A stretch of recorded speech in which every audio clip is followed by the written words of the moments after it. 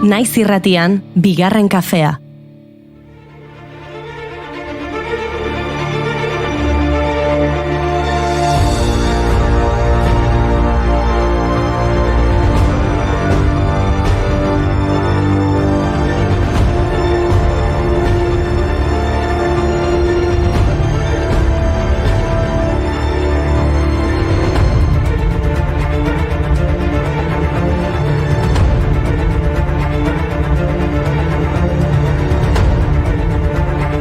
Arratsaldeon guztioi, arratsaldeon goiuri. Arratsaldeon? Arratsaldeon mai. Arratsaldeon, bai. Seguru. Bai, seguru. Laurak eta 5 dira, beraz seguru, arratsaldeon. Baina, seguru zaude mai. Bai, seguru nagoela, arratsaldeon. A ber, baina, neurri guztiak hartu dituzu? Gogoratu, gaur laneko segurtasun eta osasunaren nazioarteko eguna dela.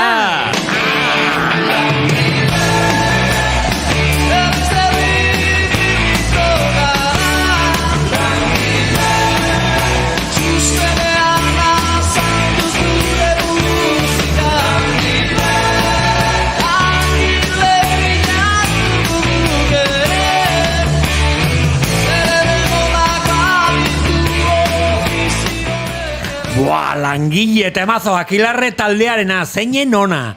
Eta bai, bikote, seguru nago, Akelarre taldea da. Aizue, Akelarre batean laneko segurtasuna mantendu daiteke? Akelarre bat lana dela diozu? Bueno, jatetxe bat bada. Bueno, jatetxe bat edo pelikula bat. Ze, bestela galdetu Amaia Berasturiri, Akelarre filmaren protagonistari. Gaurko egunez jaio zen 1987an Gautegi Zarteagan eta sekulako lana egin zuen Pablo Agüeroren pelikulan. Ez dugu nahi beste berorik zure musuen sua baino. Ez dugu nahi beste berorik zure musuen sua baino. Ez dugu nahi beste berorik zure musuen sua baino. Ez dugu nahi beste berorik zure musuen sua baino. Ez dugu nahi beste berorik zure musuen sua baino. Ez dugu nahi beste berorik zure musuen sua baino. Ez dugu nahi beste berorik zure musuen sua baino. Ez dugu nahi. Ez dugu nahi.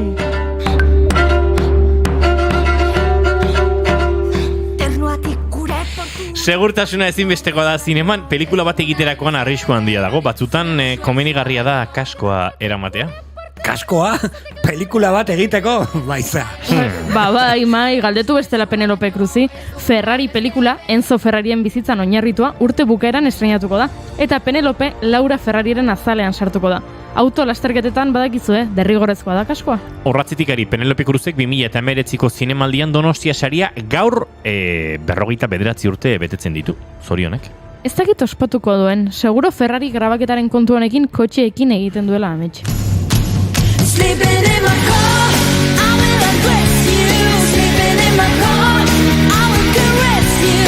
Staying in the backseat of my car, making up.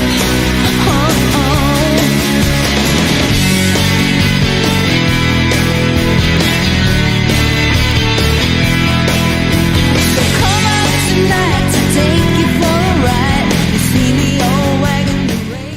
Bueno, zer iruditzen boxetan gelditzen bagara tarte batera, Ferraritik jetxiko gara eta Lamborghini bat hartuko dugu, ados? 1996en Emilia Romagnan jaio zen Ferruccio Lamborghini. Ui, ez dakit ideia ona den Ferrari eta Lamborghini abizenak elkarrekin jartzea.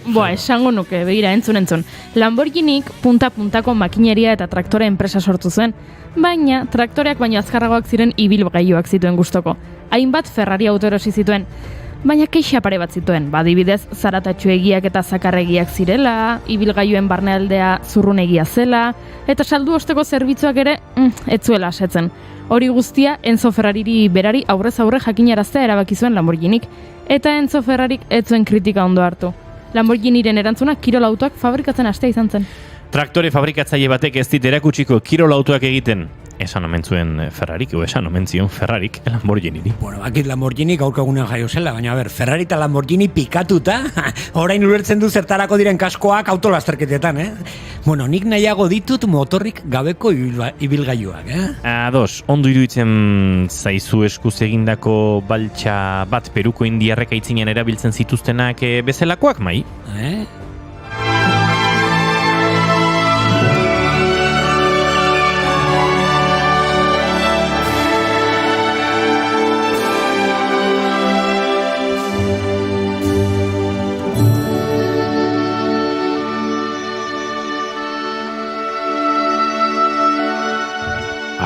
Brown.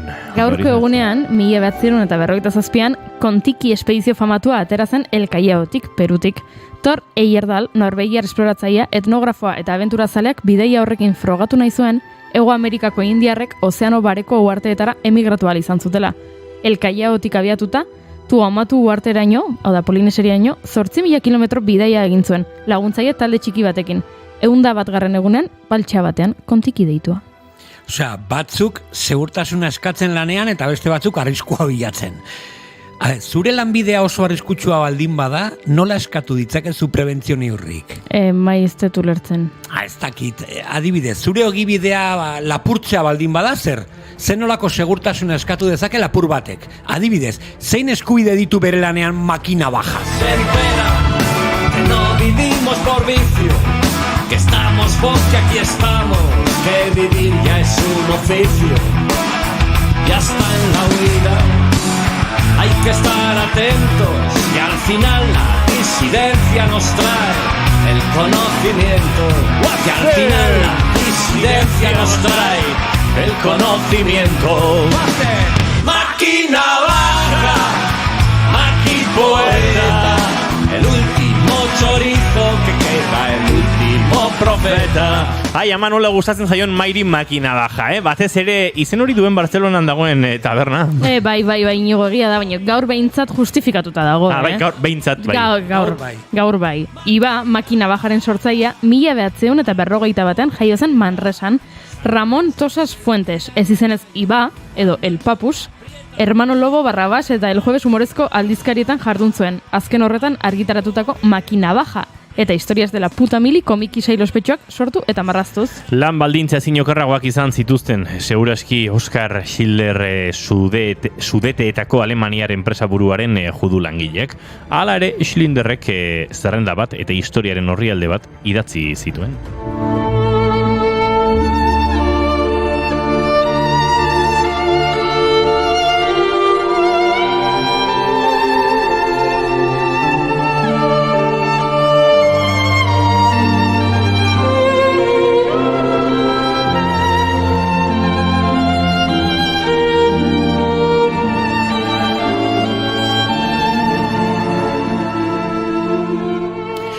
Oskar Schindler gaurko egunez 1908 jaio zen Morabian. Eta Bigarren Mundu Gerran 1200 juduri holokaustotik bizirik ateratzen lagundu zielako egin zien famatu. 1982an argitaratu zuten Thomas Keneallerren australiar idazlearen Schindler's Ark, Schindlerren kutxa liburua. Hor kotatzen du nola Schindler alderdi naziaren kide izanik, hainbeste judutarren salbatzaile bilakatu zen. Liburu horretan oinarrituta, 1983an Steven Spielbergek Schindler's List, Schindlerren zerrenda filma grabatu zuen.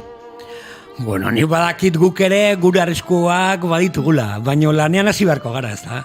Venga, ba. Astelen, astarte, astezken, hortzegun, hortzigal, egun txarrak dira.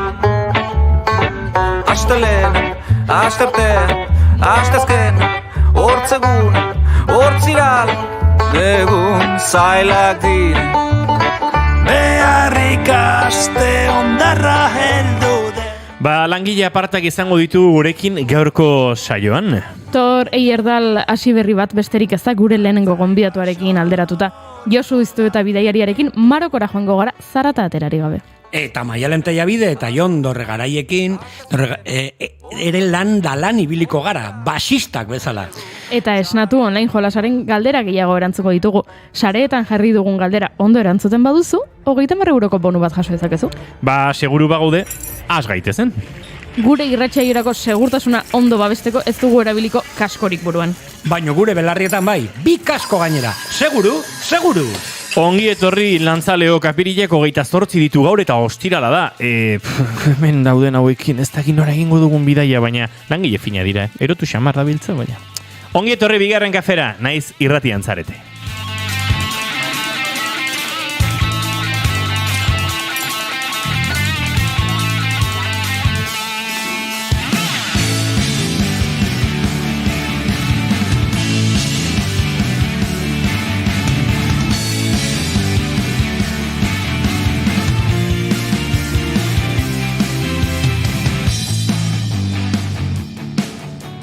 Zuekin jaun Andreok, koko. Arratsaldeon, goko naiz, eta gaur lana eta deskantxoaren arteko diferentzia azalduko izkizuet. Mai Gorostiaga Pozo, arratsaldeon. Arratsaldeon ekipo. Zuekin kuku.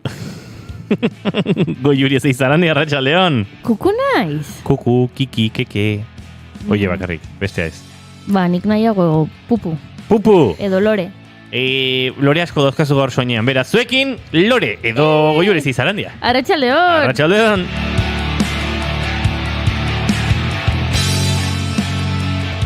Ba, orduan ni kiki, edo koko.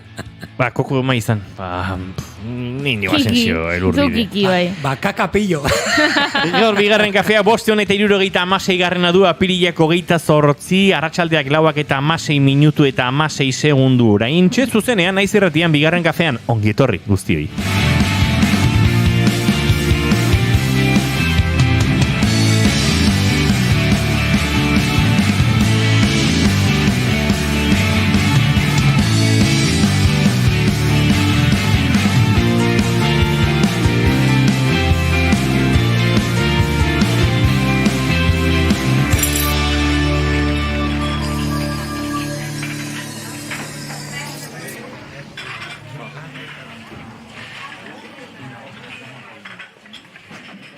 Ba, esan dako, arratsaldeak 4 eta 16 minutu ditu oraindik, nahiz segituan eta 17 izango diren, eta guk gorko saioa abiatuko dugu maite duten tartearekin, baina hortarako, ba, badakit maite dutan ondik doan, eta pentsatu dut kantu honekin goxo eta txukun abiatuko dugula gaurko saioa.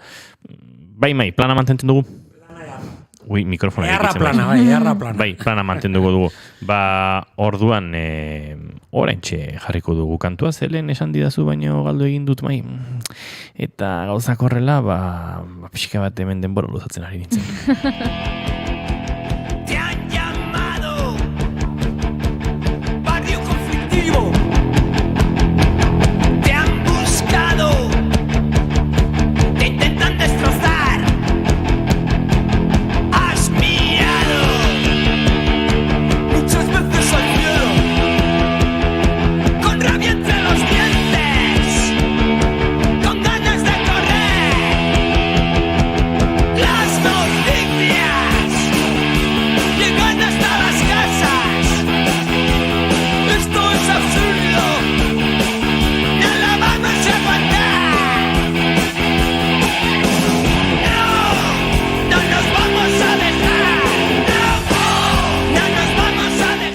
Mai Gorostiaga Pozo, zein da zure gaurko maite dut, ha? Bueno, hemen behin baino gehiagotan uste dut aipatu duala, maite dut baino pio bat Enrique Villarreali, el drogas, maite dut pio txantrea osoa, eta bi osagai hauek plater berdina jarri beharko dugu, porque atzo el drogasek botazun txupinazoa txantreako jaietan. Te han llamado barrio conflictivo. Te han buscado, te intentan destrozar. Con la quinta pincelada, cada vez más cerca de tu barrio.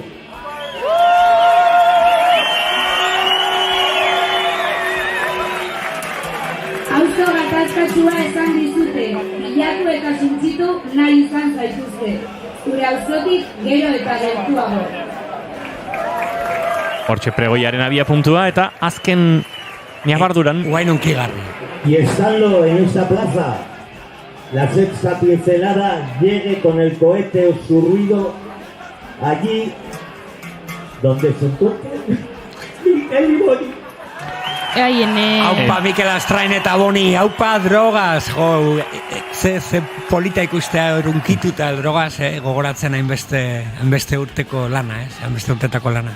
Ba, bai, barrikadako taldekide izan dako eta ez daudenei eskenina izan ziren zuziria eta hortxe aipatzen du, 6. zertzela da, doala zuzirio nekarrezaken garaiera gehieneko hortara, alik eta altuen eta goren eta hor egin dezala estan da, baina ez zuen esaldia bukatu eta hor, gizati hartasun eta emozioaren gainezka hori ere ikusi genuen. Bai, gainera Iñaki Otxoa de Holtza mendizale gebeai gogoan hartuzun, eta ez dakite plaza gainezka, 107 urteko emakume bat hortxe zegoen, txandreako Ramona ere, bueno, asko maite dugu auzo, bueno, ni behintzat asko maite dut auzoko giro hori, auzoko tribu hori, eta Txantrea referente bat alde. Hortatik, goin dala gutxi egon zan hemen Virginia Elvira gurekin, Txantrearra.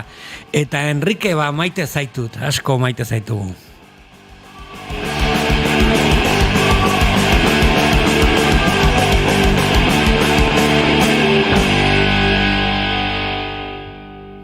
Goi hori ez izan handi eta zure maite dut azin da? Nire maite duta da, gaur goizean, egunkariak irakurtzen hasi naizela, eta berria egunkarian ikusi dut lerroburu hau. Pintxo txakurra hilda. Ara. Eta esan dut, zer? Zer gertatu da? Pintxo txakurra hilda? Pintxo da, pintxo, gure txakurra da, eta... Bai, denona. Denona den txakurra. Jaberi gehien duen txakurra Euskal Herrian. Hori da. Eta esan dut, zer gertatu da pintxorekin? Eta orduan albiste irakurri dut, eta dena ulertu dut. Izan ere, Robert enpresak, hau da, txakurrentzako jana banatzen duen enpresa batek egin du zerrenda bat txakurren izenekin. Eta, dirudienez, ja euskaldunok ez diogu pintxo izena jartzen txakurrei. Eta ikusi ditut zein diren izenak, ez? Eta albiste bitxia iruditu zait, eta bueno, par pixka bat egin dut, eta hori zen ere maite dut, eta orduan bide batez irakurriko ditut zein diren txakur... Laguntzen bagaren dago. Ez pentsa, Begira, Araba, Bizkaia eta Gipuzkoari dagokionez, iazko izeniko ikoen datuen arabera, hemen banaketak egiten dira txakur arrak eta txakurremeak. Ara. Txakur arrak, Max, Bruno, Thor, Argi, Lur, Koko, Luka, Rocky, Noa eta Tobi. Ez dago lagun, Eta gero, hemen artean, Nala, Kira, Luna, Lola, Sua, Bimba, Mia, Cooper, Gala eta Kala. Eta Nafarroan aldiz, arrak, Koko, Thor, Argi, Lolo, Rocky, Simba, Aslan, Blue, Txoko, Jack, eta emeak, Luna, Kira, Lia, Lola, Aria, Laika, Lua, Nala, Nina eta Pepa. Hau da, ze gertatu da? Pintxorik ez dagoela, eta lagunik ez da ere. Eta nik pentsatzen nuen laguntzela, txakurri zenen artean, edatuena zegoena, baina badirudi ez Torrek eta Kirak gora egin dutela, eta bueno, argiarekin zerikusia duten izena gustatzen zaizkigula bereziki, Luna, Kira, Argi... Bueno, baina pintxo ez kezkatu, zure izenean beti izango dugu pintxo potea. Mesedez. Ez naizen sasoietarantz, amildegi hortan, txua noa zugana.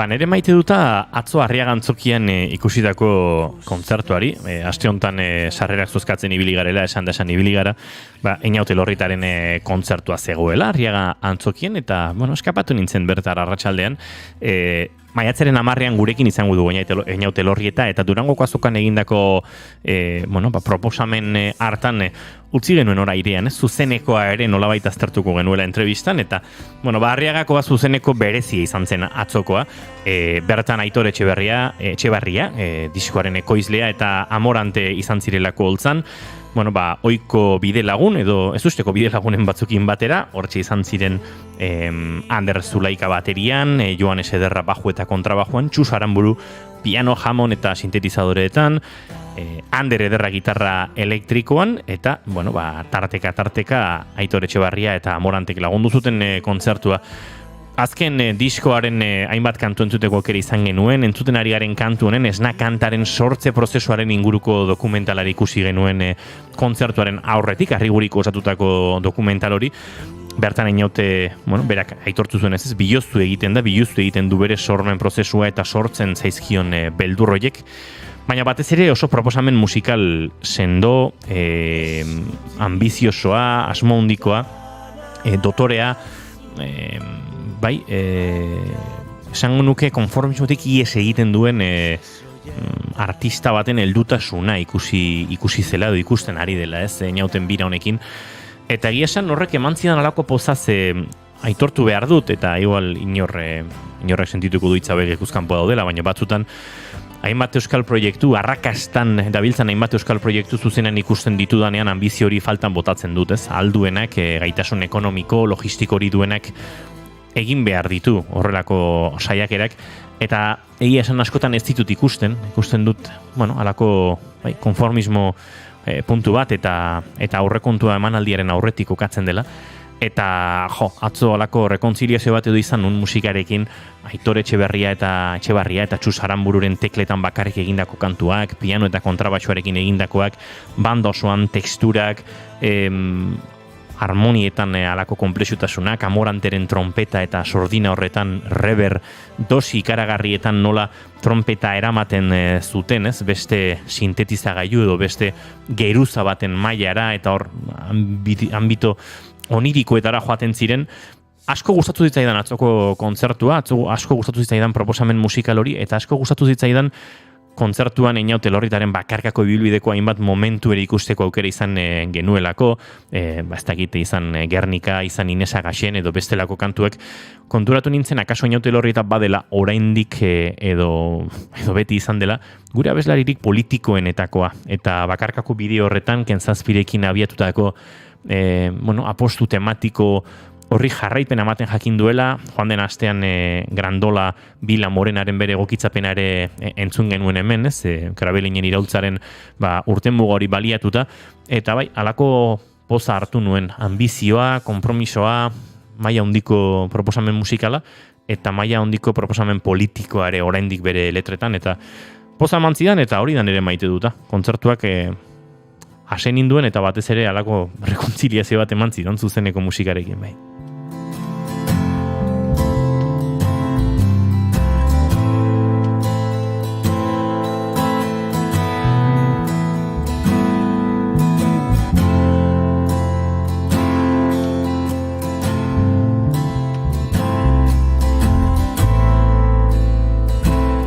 Eta hau esanik, eta kantuaren azken konpas hauetan Gorka Santestebanek gaur idatzi digu, kaixo, zer moduz, nire gaurko maite duta da maite duteza, familiko batek Donostiako ospitalea joan behar, bera joan, eta nola da hon osakidetza. Bueno, animo guztiei kartelak eta bar ikusi ostean pentsatu dut mereziko dugu osasuna kalitate hobeago batekoa, hori da nik egiten duan itzulpena.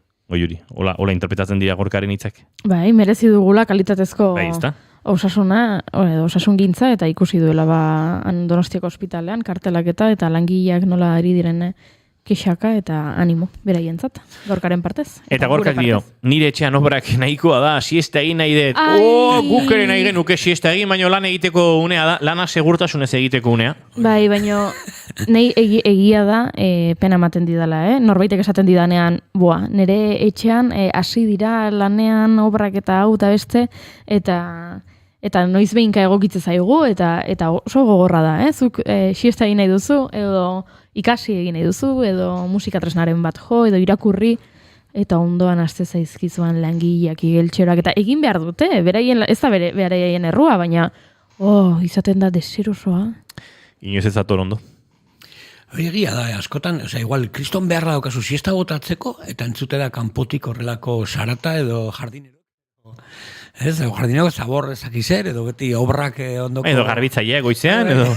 Gizu zer gertatu zitzaidan guen dela gutxi, larun bat zen eta festa giroa Tolosan. Eta ni bizi naiz, erdialdean, eta taberna bat daukat etxe azpian.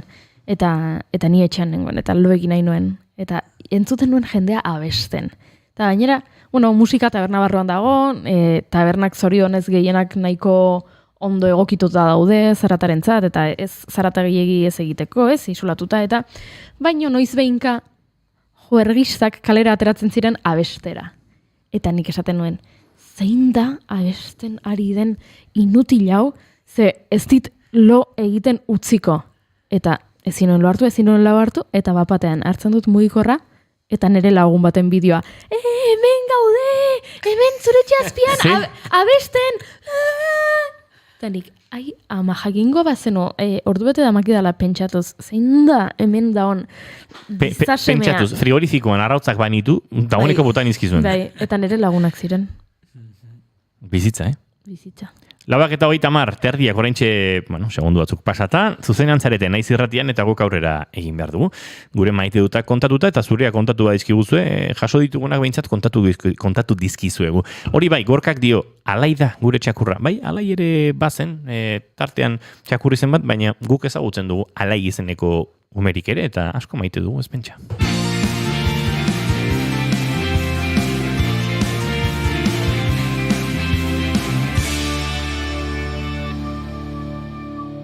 Bigarrenak ez direlako beti okerragoak. Bigarren kafea.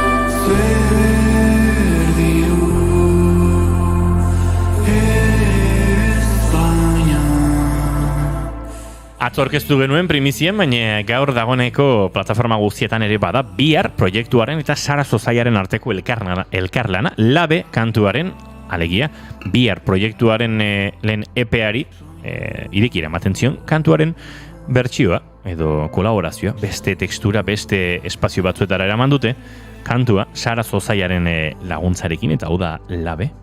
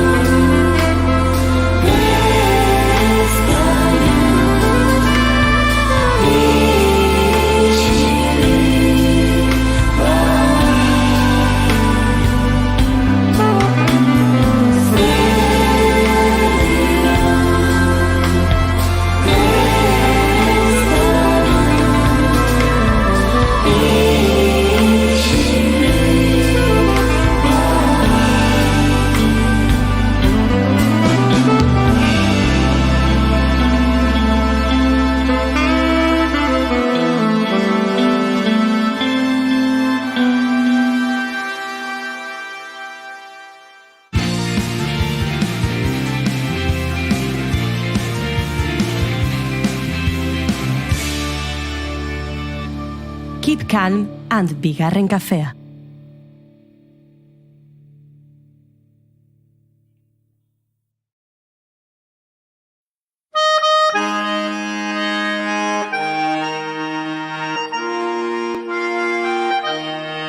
Eta golan bazan, edo ez bazan, zargaizu ez baikala bazan, kopla txitarri garria kantatu gautzu bezan plazan. Eta golan bazan, edo ez bazan, zargaizu bez baikala bazan, kopla txitarri garria kantatu gautzu bezan plazan. Iritsi da. Etorri da. Bai. Ailegatu da. Baina, zer? Heldu da kontua.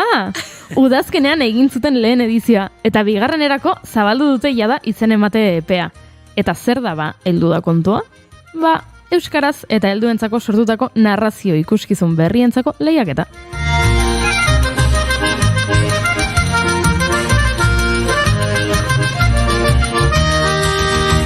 pozik ekoetxe baten zazpikoltxa. Ipuinak umen kontua direla uste duzu oraindik. Baina, zein urtetan bizi zarazu? Ez dakizu Euskal Kontakizun zirkuito bat daukagula gurean? Bai, badago, eta zuk parte hartu dezakezu. Helduentzako narrazio programazio egonkor bat sortzeko asmotik eta euskarazko narrazio sorkuntza berriak bultzatzeko konpromisotik lehiaketa hau sortu dute. Eta tira, epea zabalik dagoela esan dugu, baina ez dugu aipatu noiz arte, ez dugu esan oraindik nolako iraupena eduki behar duten kontakizunek, zer nolakoak izan behar duten, hori guztia, Mai Gorostiak kontatuko digulako. Ara! Edo ez pasan. Mai Gorostiaga pozo, heldu alda. Eharra, guain pasatzen elbeste aldera, guain elkarrezkatatua, ala da bai, heldu da kontua. Heldu da kontua eta heldu da Josu Iztueta. Segituan Marokora egingo dugu bidaia berarekin. Kontu pilo batekin, seguro. Eta Marokon ere ipuin mordua izango da, baina guk hemen mundu guztikoak nahi ditugu, baina euskaraz. Hausko tradizioa Marokoen, sauderaz harria, bai, benetan. Bueno, zabaldu dugu ja deialdia, pasaden edizioan zan lehenengoa, Globo Sonba, dena oso ondo juntzan, zazpirria puntatu ziren, baina, maitzak ezin hobeak, eta ja zigara, bigarren edizioaren prestaketekin, eta lehenengoa da deialdia, euskal narratzaileei, konbokatoria luzatu dugu, beraiek proiektuak aurkezteko, bi saritua izango direlako, zirkuito honetan parte hartzeko. Euskal narratzaileei, edo agian badago norbait etxean ez dakiena narratzailea dela eta sortu dezake? Batez ere enfokatuta dago profesionalentzako, baino egia da, dozi momentua hona da, profesionala bihurtzeko. Eta orduan, egin behar da, e-mail bat bidali, eta zer kontatu behar da e-mail horretan? intujaiabildua@gmail.com intujaiabildua@gmail.com era. Eta hor bidali, izena, ikusi zunaren tituloa, kurrikulum bat, sinopsia, proiektuaren gutxi gora bera sinapsioa edo nondik norakoak, eta kurrikuluma pixka bat jakiteko zein da aurkezten duna proiektu hau. Ekainak 16 baino lehenago aurkeztu behar da, eta gero epaimaiak bilduko da uztaian, eta uztaiak 9 esango dugu ja altu eta argi, zeintzu diren irabazleak, eta ari gara, herri gehiago jasotzen, pasaden edizioan 7 izan ziren, eta aurteina 10 batola badaude, eta espero dugu, igual 15-20 herrietara iristera, porque merezi du, leheno ez zegoen horrelakorik, betiko erronka izan da, helduentzako ikuskizunak ez dia mugitzen, ez dia proiektu berrik sortzen, eta sortzen direna dia enkarguz, Engo zenuka zerbait helduentzako, prestatuko dut zerbait, eta orduan moldatzen duzu ikuskizun bat helduentzako ipuinekin, baina ez dago jatorri sortutakoa mugitzeko edo giratzeko proiektu horrekin. Eta, utxune hori ikusi genuen kontableren artean, eta horregatik jaio zan proiektu hau, heldu da kontua ekimena, eta egia zan, oso ondo hasi dala, eta bain txukun egin nahi dugu horrengo pausio. Baldintza da, euskeraz izan behar duela, eta berria izan behar duela. Hau da, estrenatu gabe edo emanaldi gutxirekin. Hoi da, gehienez 5 aldiz emandakoa edo estrenatu gabea. Baita ere, 45 minutu gutxienez, 75 gehienez, eta baldintza, izango zeiren baldintza bakarrak. Izan daiteke bakarrik, edo bakarrizketa, ipuin konta bat bakarrik, edo baita ere musikatua, edo pasaden urtean adibidez, Maider Altzelai eta Igor Sala izan ziren irabazleak, ipuinen musikatuekin, eta Mireia Delgado, hemen izan genitun beraiei proiektu buruz hitz egiten. Nik uste dut, hasi gara jasotzen, pare batola jaso ditugu, eta beste batzuk galdezka da bilela, zehazki zer eskaini behar dute, nolakoa izan behar da proiektu honen sinopsia eta bar, eta espero deu jasotzea pilo bat, porque ez dia bakarrik izango irabazle horiek, baizik eta nahi dugu zentxo pizkat egin, zenbat ikuskizun osatuta daude helduentzako eskaintzeko, eta herri gehiago animatzen diren urtean zer programatzeko monopolio ez da izan behar. Helburua da, gero eta gehiago helduentzako ikuskizunak euskeraz kontalaritzan, gero eta gehiago izatea, ez? Beraz, helburua, heldu da kontuaren deialdi honekin, da batetik, zuk kontalari gisa, zure proiektua, helduentzako estreineko proiektua edo aurkeztu nahi balin baduzu, bertari idaztea, intujaiabildua gmail.comera, edo udaletxe bazara eta pentsatzen baduzu aizu, edo kultureragile, edo kulture ez dakit, sorkuntza espazio edo danakoa, eta nik nahi nuke hartu heldu da kontuaren udazkeneko proiektu hau, berdin, intu jaiabildua gmail.com, esan nahi guk hemen nahi genuke zerbait egin, eta hortik joango zarete lotzen, emanaldiak zuenean izateko aukera hori. Hori, eta ipuntzalea bazara, itxoen eta etorri publiko bezala beharrezkoa zaretelako ere. Hoia hiru ardatzak ez, artistak, programatzaileak eta noski publikoa. Heldu da kontua, eta heldu da Josu Iztuetara gurera.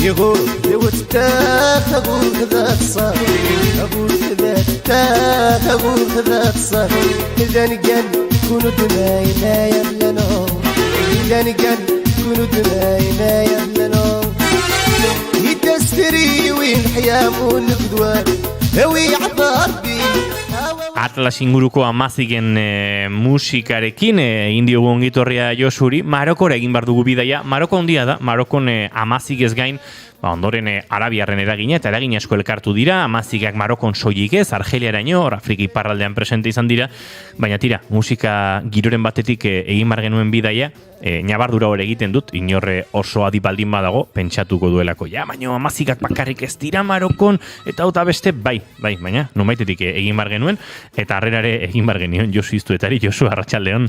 Arratsaldeon. Marokon ibilizarete, ez da gitatras inguruan ibilizareten, akaso hor ere bai, baina hor bakarrik ez. Maroko handia baita, Maroko nahiko anitza ere bada, eta zuk Marokora bidai asko egin dituzu, baina uste dut gaur kontatzera zatozen honek baduela berezitik bidai lagun izan dituzun pertsona hoiengatik, ezta? Bai, askotan egona naiz, berroi urtetan, eta gehiago aldiz, bidai bakutza da desberdina, naiz eta lekua bera izan, batzutan aldatzen da tokia, denboraren eraginez, bestetan aldatzen da norbera, eguraldia, bidai lagunak, gauza askoren ondorio da bidai baten emaitza edo bidai baten percepzioa.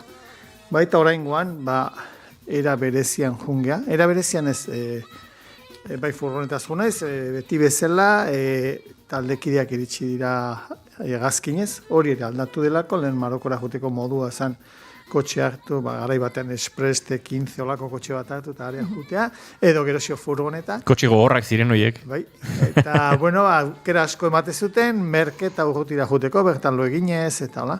Eta orain, hori beste eztabaida bada, baina abioi ez iritzireteke Marokora, Santanderte, Zaragozatik, Bordeletik, ditut bertako jendeak opoketan jundirenak, eta baita ere bertako Maroko edo amazi jendea, bere jendea, hemen bizidana eta opoketarea doana. Abioi ez jutea merkea da, eta azkarra da, eta bestea da, ez da bai datu barko litzakela, zenba demorako justifikatu egiten egaldi bat, baina hori beste zaba da. Bai, ez da bai da hori puri-purian dago, ala ere, gero eta presenteago.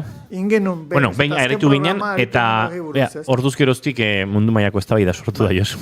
Bigarren kafeari esker. Bigarren kafeari eskerez, baina egia da, gero eta presenteago dagoela ez da bai da hori, eta zeiraupenetan, lehenguan Xabi Tolosa kontatu zigun, Green, nola da? Green Label zen. Ez, Green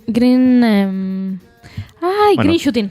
Green Shooting, ziurtagiri berde dun edo rodaje bat egin zutela, pelikula bateko, eta horrek implikatzen du, aktoreak hegazkin etorri beharren, alden neurrian, trenez eta beste garraio bidez iristen zirela grabazio lekura, rodajetara, garraio publikoan mugitzen zela lantalde tekniko-artistikoa, eta horrelako kontuak, eta badago, gero eta kontzientzia gehiago egaldiaren kutsaketaren inguruan. Beraz, hori buruz aritu ginen, horreko hartan, estesatuntan zer, eta zertzen gertu, zertzen urruti, eta futbol ekipo potente matek ere egin du, peninsula batean desplazamentu bat trenez, eta hori ikusi behar da, zer dagoen bene anekdotatik, zer dagoen greenwashingetik eta zer. Hori da.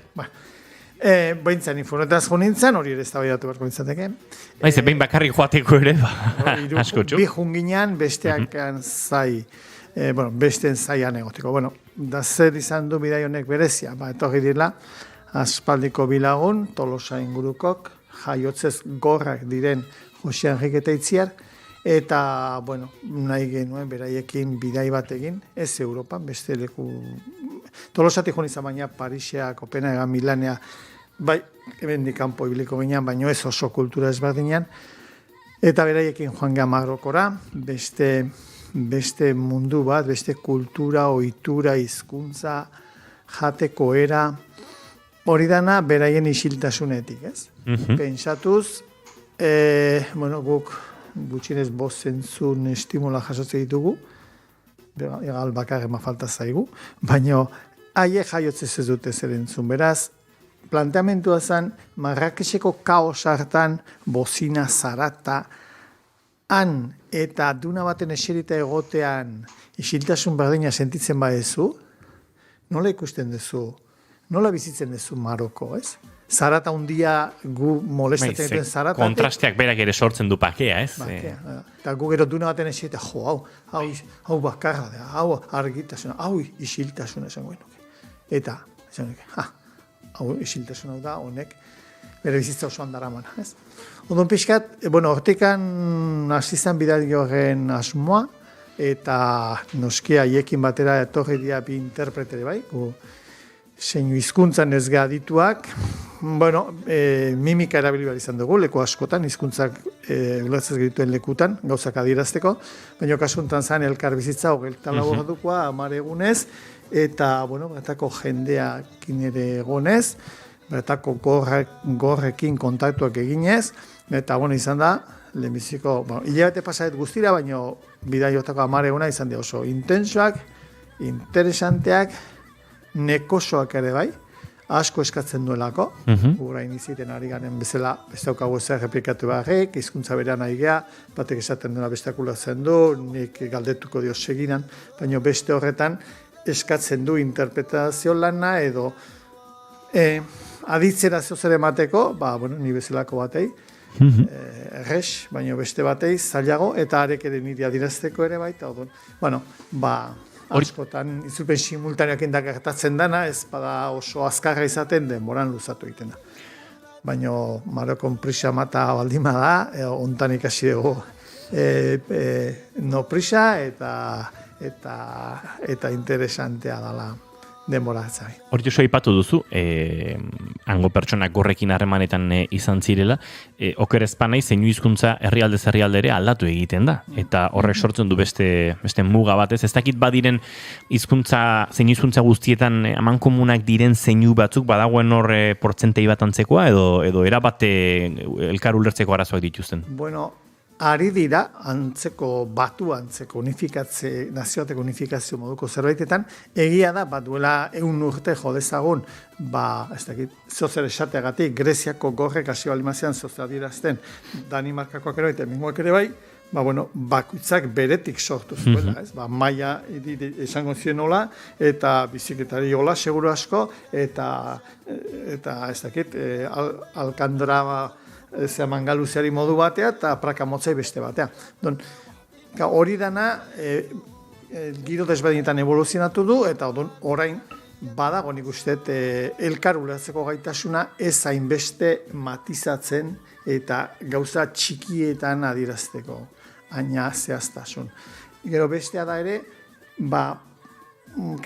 zeinu bidez adieraztu liteke izen propioak ez, izen propioa deletratu da, niri Marrakes azpiko Imlil herri esateko, Paris esateko olako keinu bat ditute, edo refilantzeko keinu bat, ez?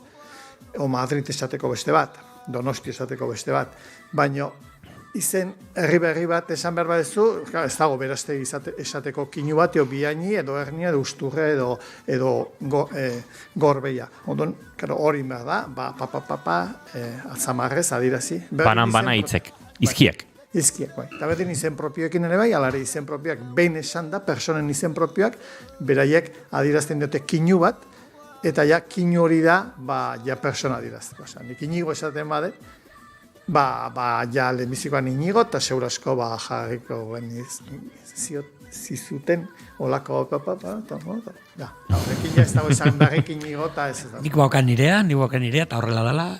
Ni bai izan nintzen irakasle, gorren antzerkia ematen eta beraie jarri ziaten zehau, paiasu naizerako. Irrati zentzuten gaitu zuen entzako, maik esaten duena da, ahoko eskuko atzak sudurreruntz, irudikatzen klaun... Mai horrela zen. Sudurgorri. Baina hori behin porrotxek adirazizian, beraiek ere lantzen zutela, bako gauza zelandu zituzela, eta esaten zuen, joder, baina hori niri gertatzen zait, ni hemen euskal pailasoen artean, atzamarra hemen jarrita bibotu duna. Gada porrotx, baino Espainian izango ditzake Aznar, eta historia universalean Hitler ez da. Jose Maria Diabiak, Badaude kinu batzu baliotena, baina ero zehaztu behar dara, bai, orokortasunean izan.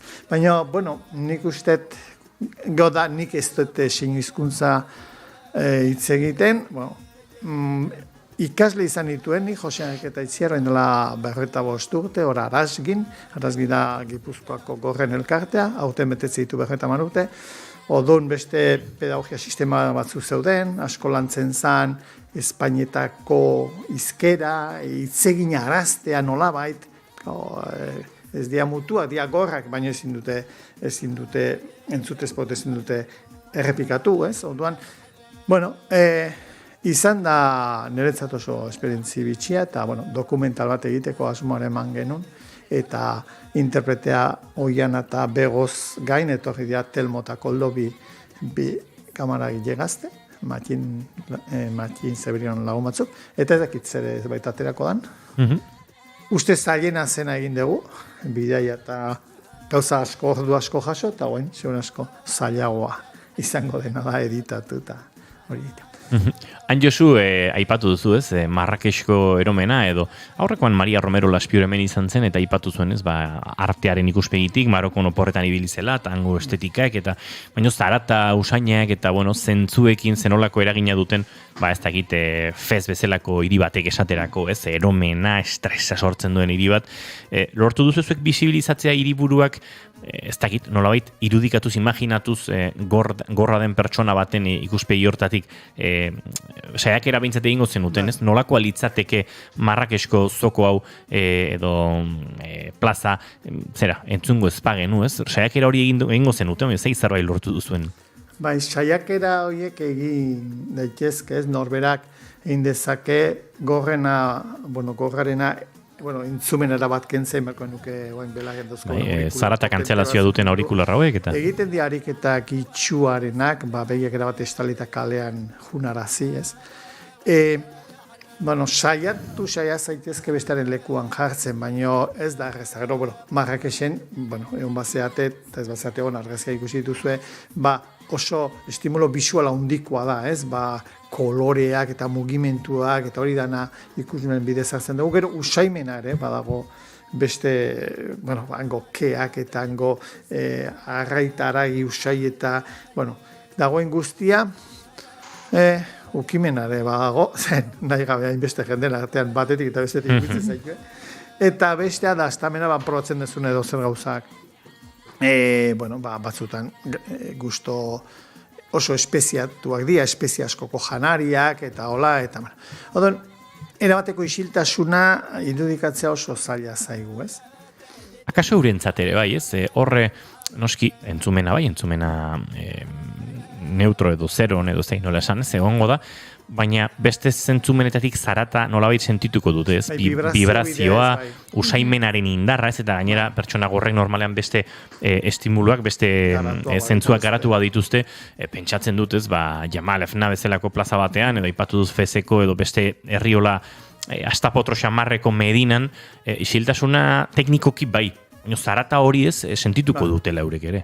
Eta ero mugimenduak, adezan kotxeak eta batez motorrak eta astoak eta biltzenean klasona jotzen baute, klasona berehala lotzen dugu arriskua eta apartatzearekin. Ez badezu entzuten, arriskoa badagoela bai, nunez. baino denbora guztian nahi ibili beharko duzu, zen saietxetik ez bada, aurretik, atzetik, hori berezia da esan dezuna beste zentzumen batzuk garatuagoa dituzela dudarik ez dago, guk erabiltzen dugun ez dakit esango nuke ikusmenaren angulua, pixkat gurea baldima da esan dezagon argazkintzan 50 milimetroko foko bat, haiena da pixkat gran angulara guazen. Gurea diote 35 milimetrokoaren antzekoa dena? Berena gehiago litzateko joepez izan 22, 26, euskalo. Bai, on behar da ernez. Zabalago garatu dutela. Berezia da, atentzioan deitu nahi diozu, zerbaitegatik, zerbait kontatzeko. Bide, zea, nola egazti bat pasadan, baina era berean, kontuz, baina kontuz ez du balio beste aurreti bali maijoa,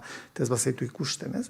Don, jumedazu bere gana, eta ikuitu, eta ikuitu xua bezen, gauza bat da ikuitzea xua bezen ozer esateko, eta beste da ikuitu bultza, arriskutik entzeko, ez? Egoerak olakoak asko eman dira, olakoak, antzekoak eman dira asko, eta, bueno, Poiste denok ikasi dugula, beraiek asko, bizitutakotik eta guk ere bai asko ikusitakotik. Inoiz aipatu dugu, hiri bate edo herrialde bate 1000 aldiz bisita daitekeela eta bidai bakoitza ezberdina dela, kasu honetan hiri bat bisita daiteke beste, behar edo beste baldintza batzuk ditun pertsonekin eta horrek ere aldatzen dira bat bidaia, eta zuk, ez dakit beste Maroko bat, baina behintzat beste ikuspegi bateko Maroko bat bai ikusi duzu Josu. Bai. Lehen ikusitako Maroko bat beste modu batea, eta gero haie bueltatu zirenean beste 10-15 hon bertan geratu ginen da. Hainbeste ezagutzez nuen, edo bat ere ezagutzez nuen Maroko baten ibili gara oranti Atlasen eta Sakro mendietan, eta errepide txikietatik, eta, batako jendearekin beste harreman klase batekin. Hauekin, gorrekin egindakoak, izan ditu gero, jendearekin zitak, gorren elkartekoekin, batean, ez dakit, Marrakexeko plazan naranja zumua saltzen ari danak adierazten dio Jose Enriqueri zer eta guk ez dugu ulertzen da Jose Enriquek ulertu indio. Ulertu indio, bere puestoko naranja zumu puesto asko eta puestoetako bera dagoen puestoko nagusia gorra dela, baina hain mezkitan dagoela errezatzen eta etortzen danean kaso ingo igula. Bapatean, ikusten duzu norbait, zita bat jarri gabe, eta beraiek azten dira, kontukontari azten dira, gauza dirazten, eta gu gea enteratu ez geanak. Ordurate gu ginean enteratzen ginena, frantsesez o gazteleraz la. Momentu otatek, hauga azten da, hauek ari dira, kontatzen bakoitzak berea, eta guk ez dugu lertu. Koinzitu dugu ere Ramadanakin, eta izan da beste bidai ezberdin bat. Eta niretzat intensoa lehen esan dut, interesantea, nekosoa, baino ez nekosoa alde txarretik, ez nekosoa, ez baizik eta, intensidade horren ondorio suposatzen du nekeak, edo kontaktuak egin beharra, edo jendeakin jarritako zitan azalduin behar, eta ondo. Arratsaleko 5 gertu ditugu eta Laizter boletinerako paseo egin behar dugu Josu, baina hor oso interesgarri egin zitan Atlas aipatu duzu, uste dut badagoela ez, Maroko oso ez ezaguna, edo Maroko ez ezagun esparru handi bat, beti biltzen gara ez, ohiko hirietan, eta Dunatara, eta Todrara, eta Atlasa, eta akaso beste baten itzordu horren inguruan egin dezakegu. Ohiko Maroko bisitarientzat hain ezaguna ez den Maroko horri buruz. Maroko bihurtzen ari da, iaia asteuru bateko plana, edo lau bosteguneko despedida toki bat, odun, hortik aparte daude, esan zuen bezala, Maroko asko eta oso anitzak eta batzuk oso abiadura ondian doazenak eta beste batzuk geratu direnak oendala 50 urte bezala. Josu iztu eta, urrengo batean beste Maroko horri helduko diogu beraz. Vale. Eskerrik asko.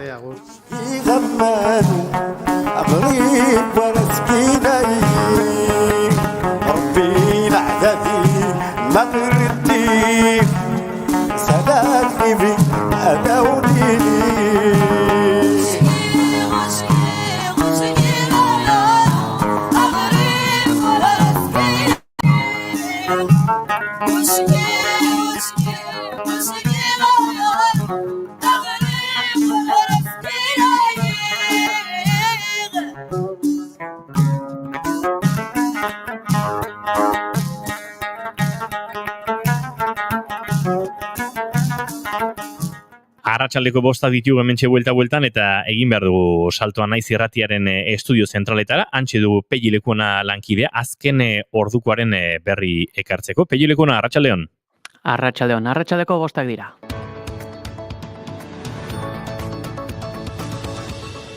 Kafeko langileek Beasaingo lantegian amiantoak eragindako 61 biktimak komendu dituzte, amiantoaren eraginaren benetako dimentsioa aitortzeko eta horrelakorik berriro gerta ez dadin neurriak hartzeko eskatu dute. Kafeko enpresa batzordeak 2 orduko lanuzte eta manifestazioa egin ditu Beasaingo udaletxeren aurrean amianto zuntzak arnastegatik hil diren 61 lankideak omentzeko.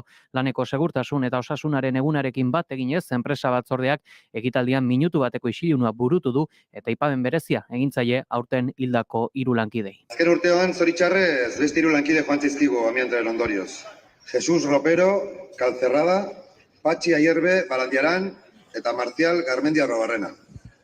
Azken hauekin, 61 dira Beasaingo kafen amianto erabiltzearen ondorioz hildako pertsona kopurua.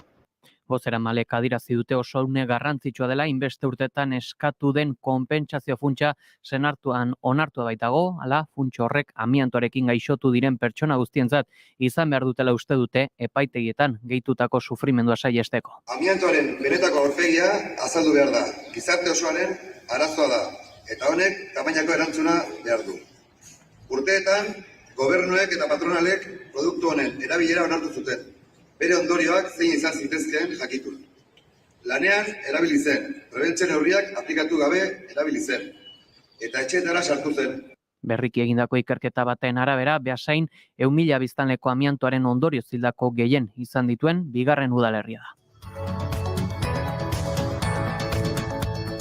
Eta ezetxe egin dituzte, Zubietako erraustegiaren ingurumen baimenaren aurkako alegazioak, Euskal Autonomia Erkidegoko Auzitegi Nagusiak ezetxe egin ditu Gurasosek, GHKaren eta Gipuzkoako dakinen kontsortzioaren aldeko epaiari aurkezturiko alegazioak. Euskal Autonomia Erkidegoko Justizia Auzitegi Nagusiaren autoaren arabera, ez da zuzenketarik egin behar, ez da epaiaren osagarririk ere, eta Gurasosek aurkezturiko alegazio guztiak ezetxe egin ditu. Gainera, Gurasosek bere gain hartu beharko ditu kostuak, Gipuzkoako hondakinen kontsortzioak ohar baten bitartez jakinarazi duenez.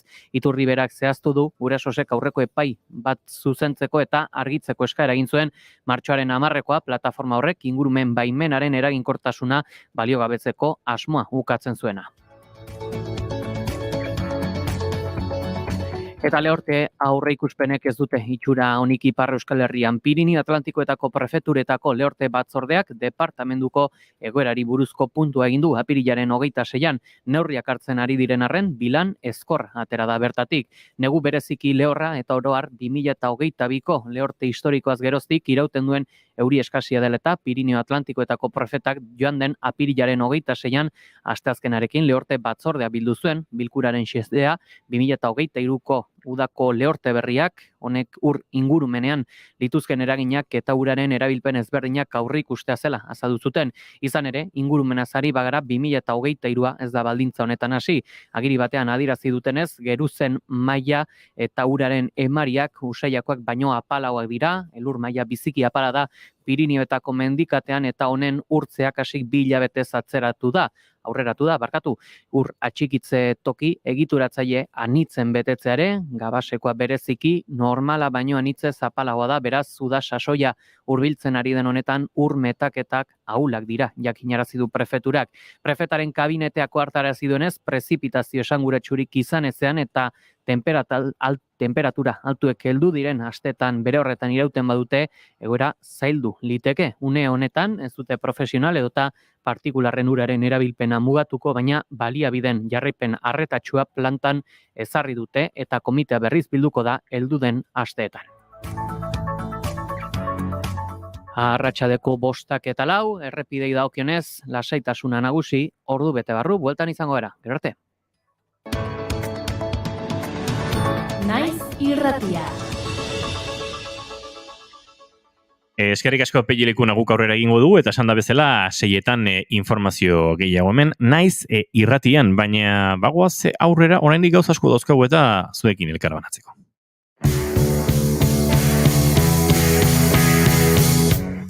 Neurritasun edo neurrikeri, zenbat gezur eta zenbat egi, Barne balantza eta kanpokoa bat ez datozenetan.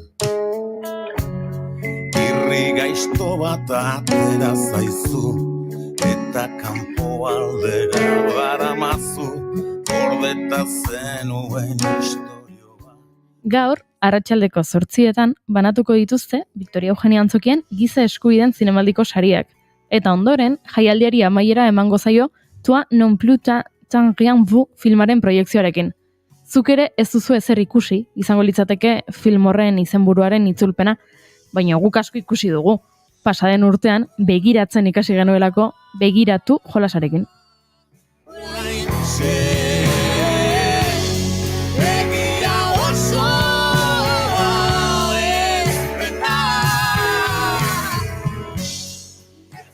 Urte bat pasada, eta ikasitakoa freskatzeko eta ohartzeko dena ez dakigula, esnatu jolasa proposatu digu Euskadiko garapenerako gobernuz kanpoko erakunden koordinakundeak. Lehengo astean jolasean aritu ginen, eta gaur berriro egingo dugu. Makarena Arrietarekin, koordinakundeko bozeramailearekin.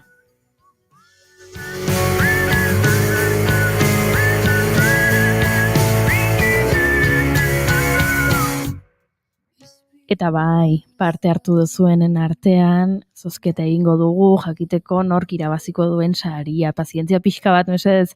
Arratsaldeon, Makarena. Kaixo, arratsaldeon. Zer moduz? Ondo, hemen, jolasteko prest. Jolasteko prest, ui. Bai. Ze ondo. Baina jolastu aurretik galdera egin behar dugu. Zinemalditik pasada jende asko, ikusi dute QR kodea, sartu dira jolasturen online jolasean. Edukizue jendearen feedbacka zer dio jendeak? Komentatzearen, ia 600 pertsona parte hartu dute, eta orokorrean emaitza bastante onak. Bataz bestekoa zuen jakiteko daukau, momentu honetan, 6,38, orduan aprobatua ondo. Oso ondo. Bueno, txalotu egin behar dugu jendea, ze jendeak asmatu du, guk aipatu behar dugu, pasaden astean jolastu genuela pixka bat eta galdera batzuk asmatu genituen, ez da, Inigo? Nahiko ondo. Bastante txukun ibili ginen. Nahiko ondo ibili ginen, eta nahiko ondo ibili ziren gure entzuleak, ze Instagramen galdera egin genuen, eta nahiko ondo erantzun zuten. Baina gaur, beste bat jarri diegu. Zuek uste duzue asmatu dutela? Barkatu, batzuk bai eta bestek ez, hori da nire erantzun. Bueno, gaurko edo aste hontako esan da galdera izan da, batez beste zenbat kilometro egiten dituzte elikagaiek gure maira iristen direnerako. Eta aukerak ziren 200, 1200, 2500 edo 4000. Zuek badakizu erantzuna, Maida eta Inigo? Nik esango nuke gutxienez 2500 ze. Nik ez dakit, baina espero dut gutxiago izatea, eta 200 esango. Nahiko gaizki, Zuek ez duzu gainditu, 4000 dira. 4000 kilometro dira. Bueno, zero gatik aldut. Eta pasaden astean, azaldu genuen bezala, jolasten duzunean, azalpen eskaintzen dizu jolasak, ze azken finean helburua ikastea da. Eta azalpena da, elikadura funtsezkoa da gure bizitzan, eta eragina du gure osasunean eta planetaren osasunean. Larrabida behatokiaren azken txostenaren arabera, Latinoamerikan familia nekazaritzak 800 milioi pertsona elikatzen ditu munduan.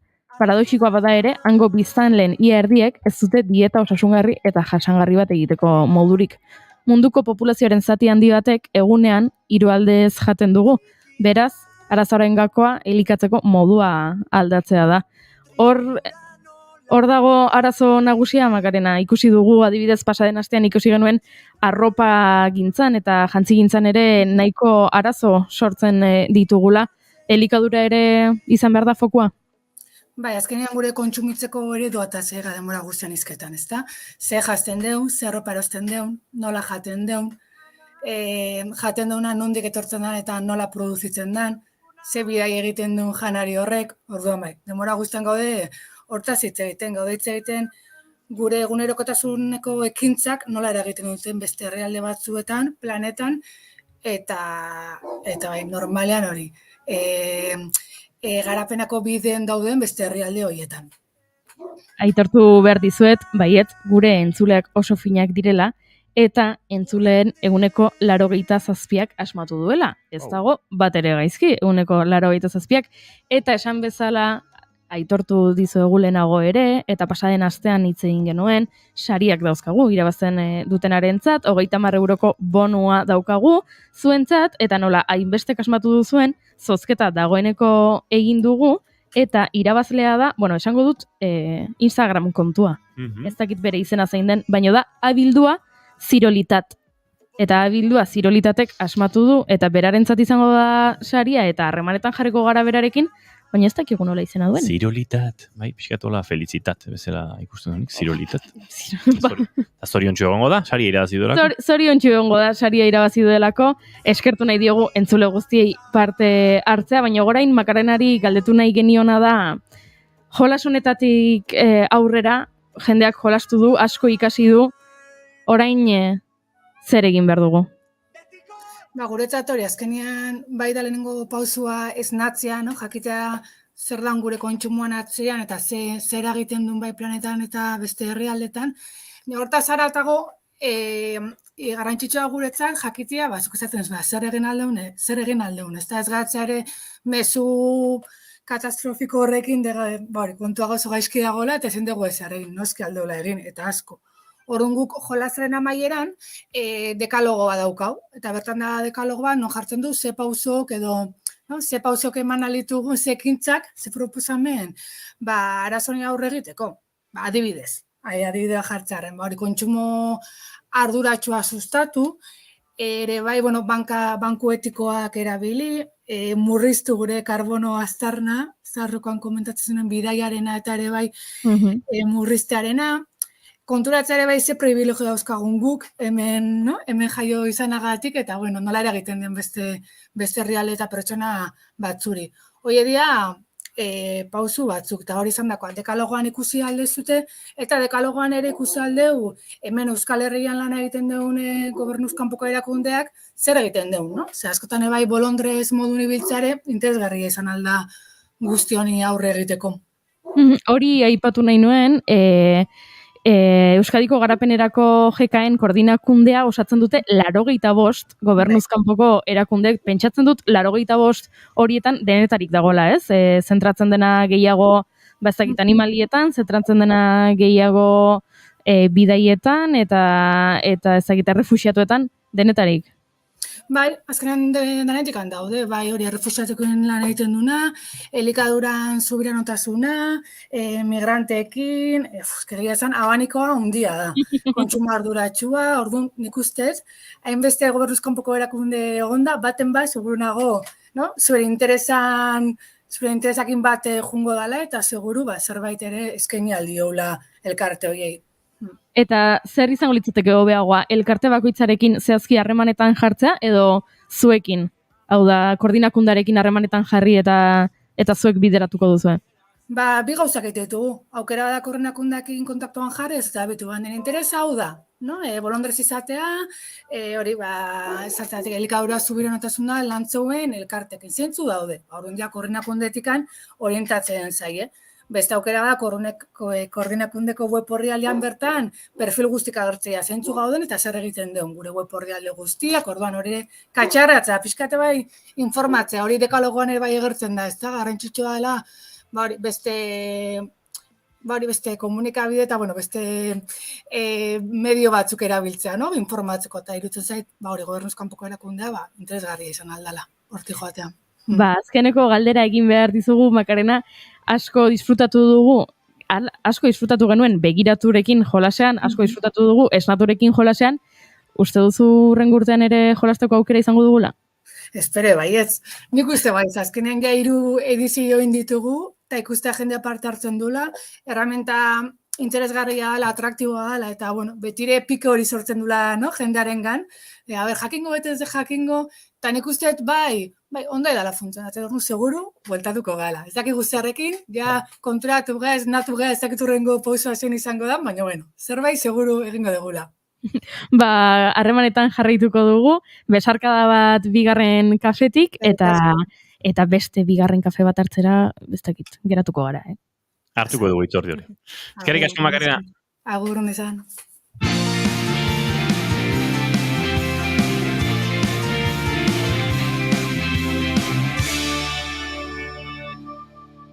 Bigarrenak ez direlako beti okerragoak. Bigarren kafea. Eta hemen hasi behar dugu agur esaten batzuk eta ongitorri ematen beste batzu. Izo Julen goiko etxarbe gozo dator, goiuri mengeratzen da, mai eta biok bagoaz, zera, mai aulki jolasa bezala goxe da, mai datorren ostiralera arte, ondo izan. Entzule ez jarraitu hemen, ez egin kaso asko niri, baina tira, nita mai bagoa zela eta geratuko dela hemen goiuri eta Julen. Eta aurrera, maialen teia bide datorrelako eta bide lagun eta guzti. Beraz, segi hor.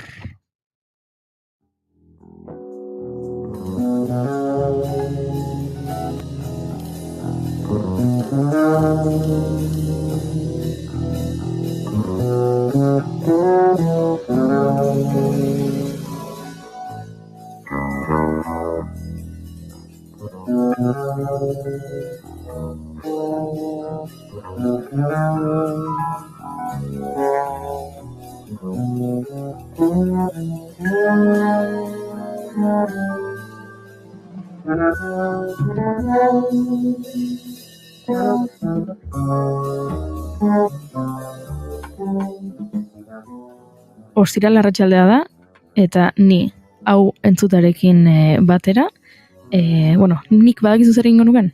Zer? Argiak itzali. Hemen argi gehiegi daukagu. Laster itzaliko ditugu, ostiral arratsaldea da, itzaliko ditugu, eta astelehen arte itzalita egongo dira.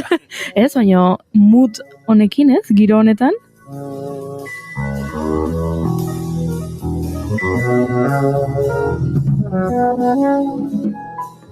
Arratsaldeon, Maialen teia bide. Jogo juri, zemuz. Ondo, zuk ere argiak itzaliko zen dituzke? Bai. Bai, Dui gabe. Hau entzuteko bai.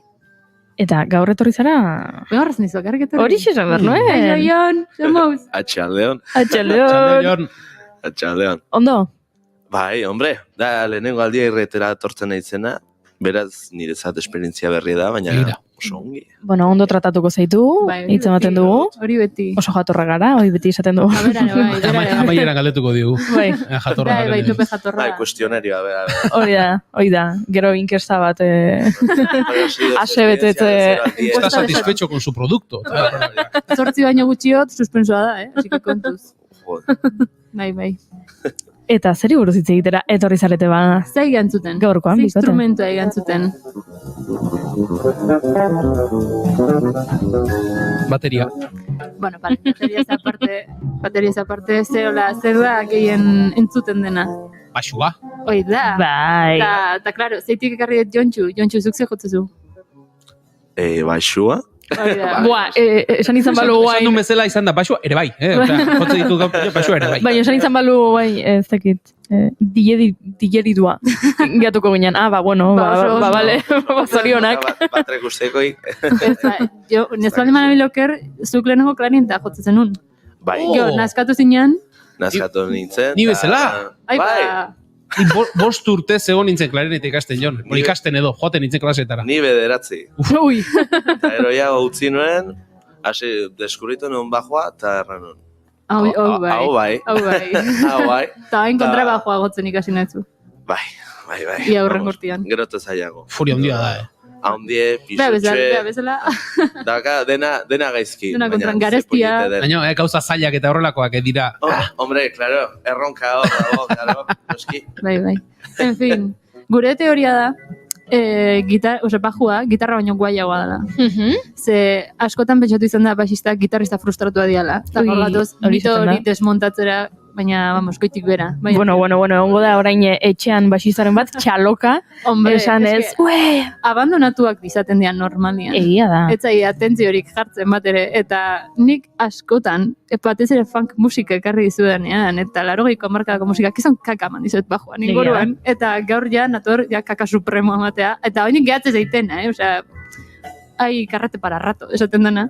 Eta orduan gatoz, hori baxuan historia laburki esplikatzera, eta batez ere, zergatik da baxuan guaia, esplikatuko ditugun arrazoien gatik, ez da bakarrikan notak grabe ilun batzuk ematea, bizik eta gauza gehiago, eta musikari asko daude, baxista asko daude, teknika garatu dutenak edo teknika berritzaileak erabili dituztenak eta bajua egin dutena, instrumentu izugarri garrantzitsua banda baten, orkesta baten eta edozein formaziotan. Hori da. Eta nola, nik ezakiten gehiegi, Jontxuk esplikatu ez dela batez ere, hori, baxuaren hasiera, ze berak dakin iguain asko zobeto. Kontatu. Beno, pues, baixu elektrikoa, azkenean kontrabaixuaren relebo modukoa da, ez? Osea, lehen bajoak mateko eta kontrabaixua erabiltzen zen, baina, klaro, lehen kontrabaixuaren volumena zen bandaren volumena, ezin zuen gehiago eman.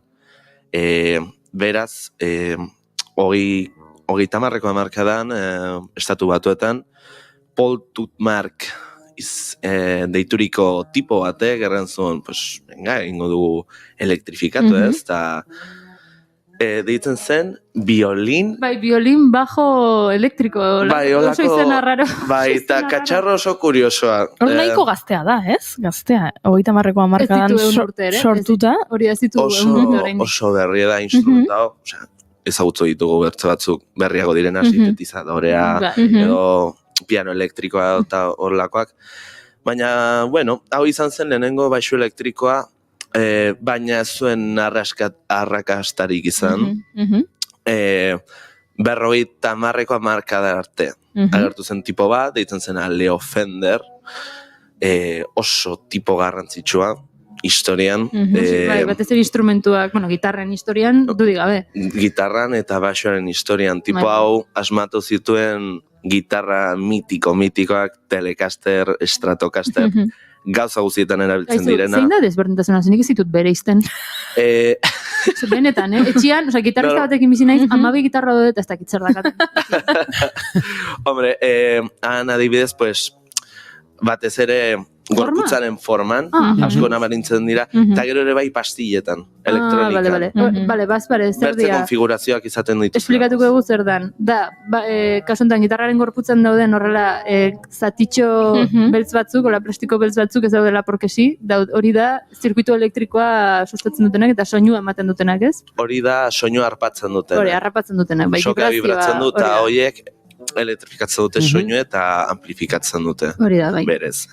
Eta tipo honek, Leo Fender, 1951 atratzen du patentea, Fender Precision Bass. Precision, zergatik deitzen da Precision? Pues, notak prezisuki joal dituelakoz, trasteak dituelakoz. Kontrabajoa ez ditu trasteak kiderran. Honek bai. Beraz, hor notak prezisuki eman alzitun. Desafinatu gabe. Bueno, bai, sokak afinatuzkero, desafinatu gabe. Hori da. Bai. Eta modelo oso simplea y tal, baina hasieratik funtzionatu zuen, serien hasi zen iten, eta geroztik onera, ez da apenas aldatu diseinua, eta bajorik erabilerana da. Gauza pila baterako balio delakoz. Eta gero baita, ez dago mota hau bakarrik, esan dezagun gitarrak ditu 6 soka eta basuak ditu 4. Baina bai daude 5 sokako basuak, daude 6 sokako basuak, daude fretlessak direla trasterik ez dituzten basuak, hori izan da igual pixka bat zerbait modernoagoa, ez?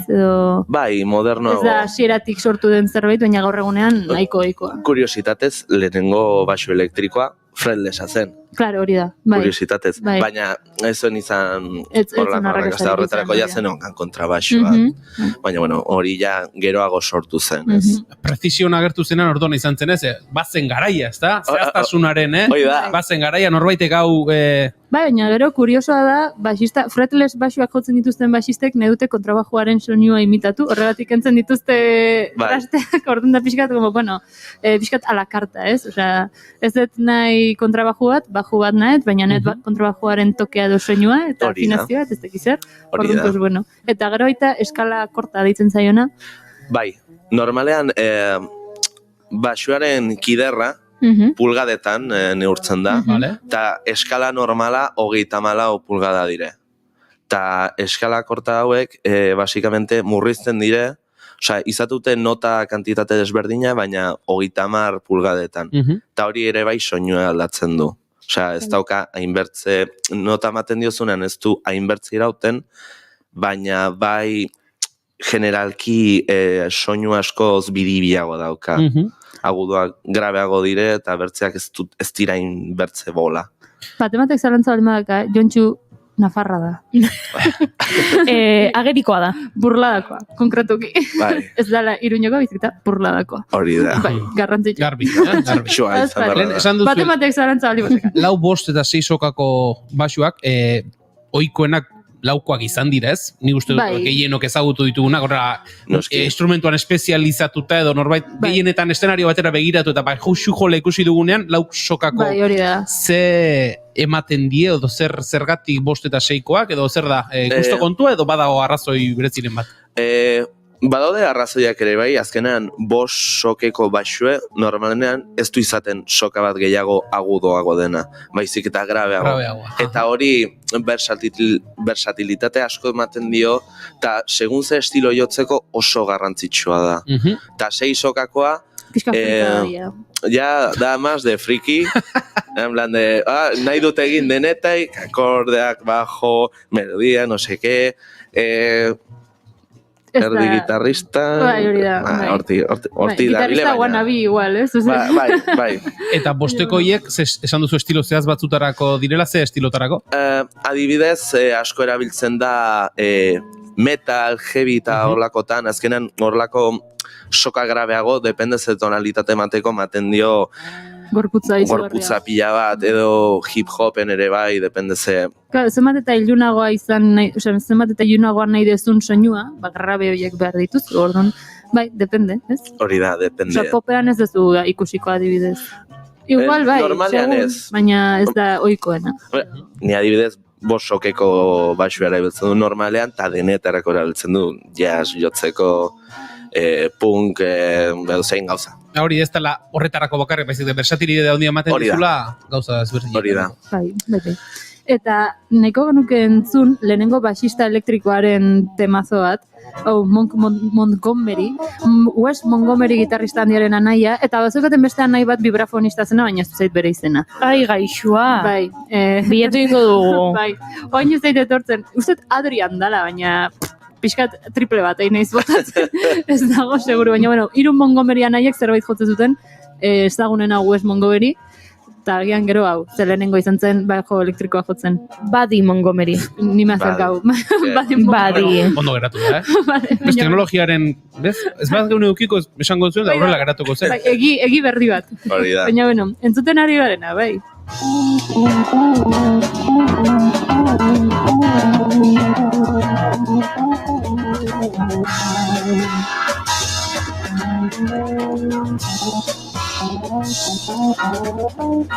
Eta izan zen, lehenengo basista elektrikoa. Bakizu zertan kuriosoa tema hontan? Basu baten faltan, bi daudela. Bata kontrabasua, da gero Montgomery basu elektrikoarekin melodia jotzen du, improvisatu egiten du. Entzuten ari garen. Hori da, baina, klaro, eske basista baldin badago improvisatzen eta melodia egiten zin dago basua egiten. Orduan, basista badago, kontrabasista badago, eta orduan oso tema gutxi daude, ez, bi basistekin. Gutxi izaten dire. Ni ezagutzen ditu kasuek, baina ez da bat heroikoa. Ez da bat heroikoa, orduan. Irutu zitzaigun abesti kuriosoa, hola, lehenengo bezala jartzeko, bai.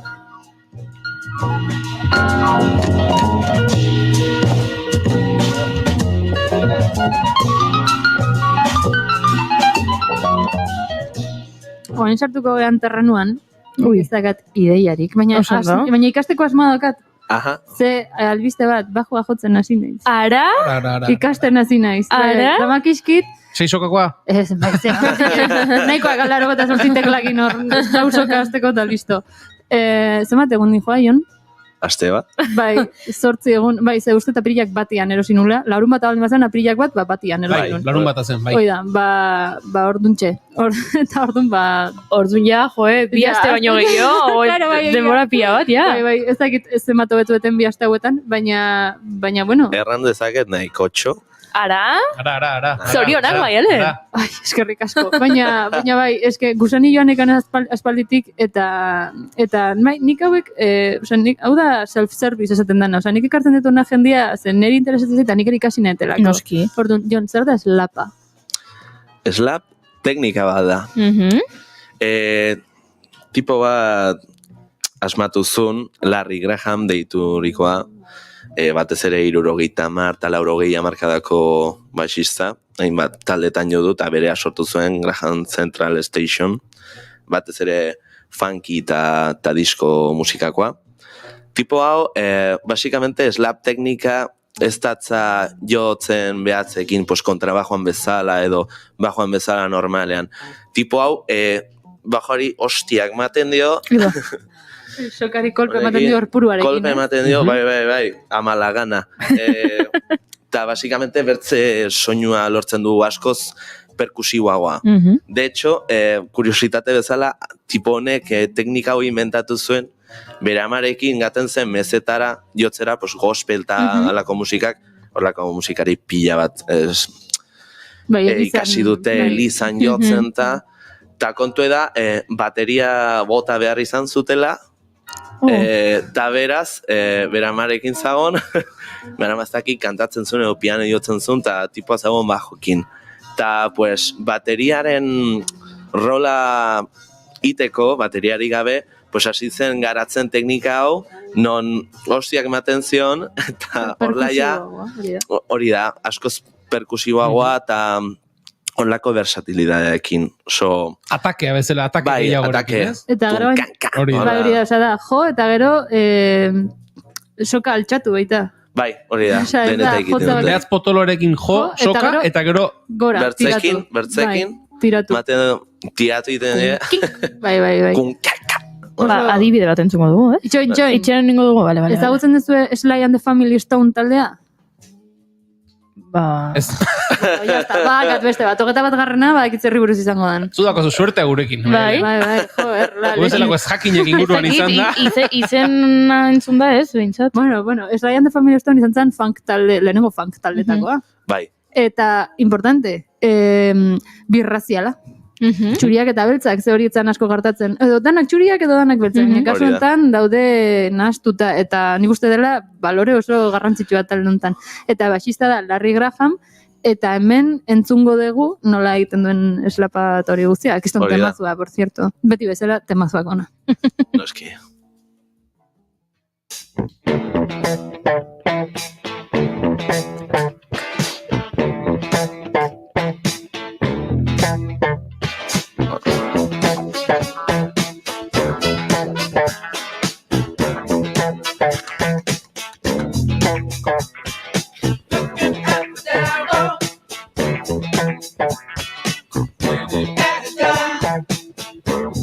Zo guapo, eh?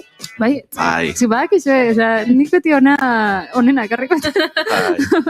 Slap teknika erabiltzen da asko, erabilida asko batez ere funk eta disco inguruan, baina bertze estilotera ere bai nahiko erabilida, adibidez metalen ere bai erabilide edo, baina ez da hainoikoa, batez ere asko erabiltzen da, hortan funk munduan eta exponente maksimoa Larry Graham izan zen sortzailea, baina ezin dugu aztu Victor Buten.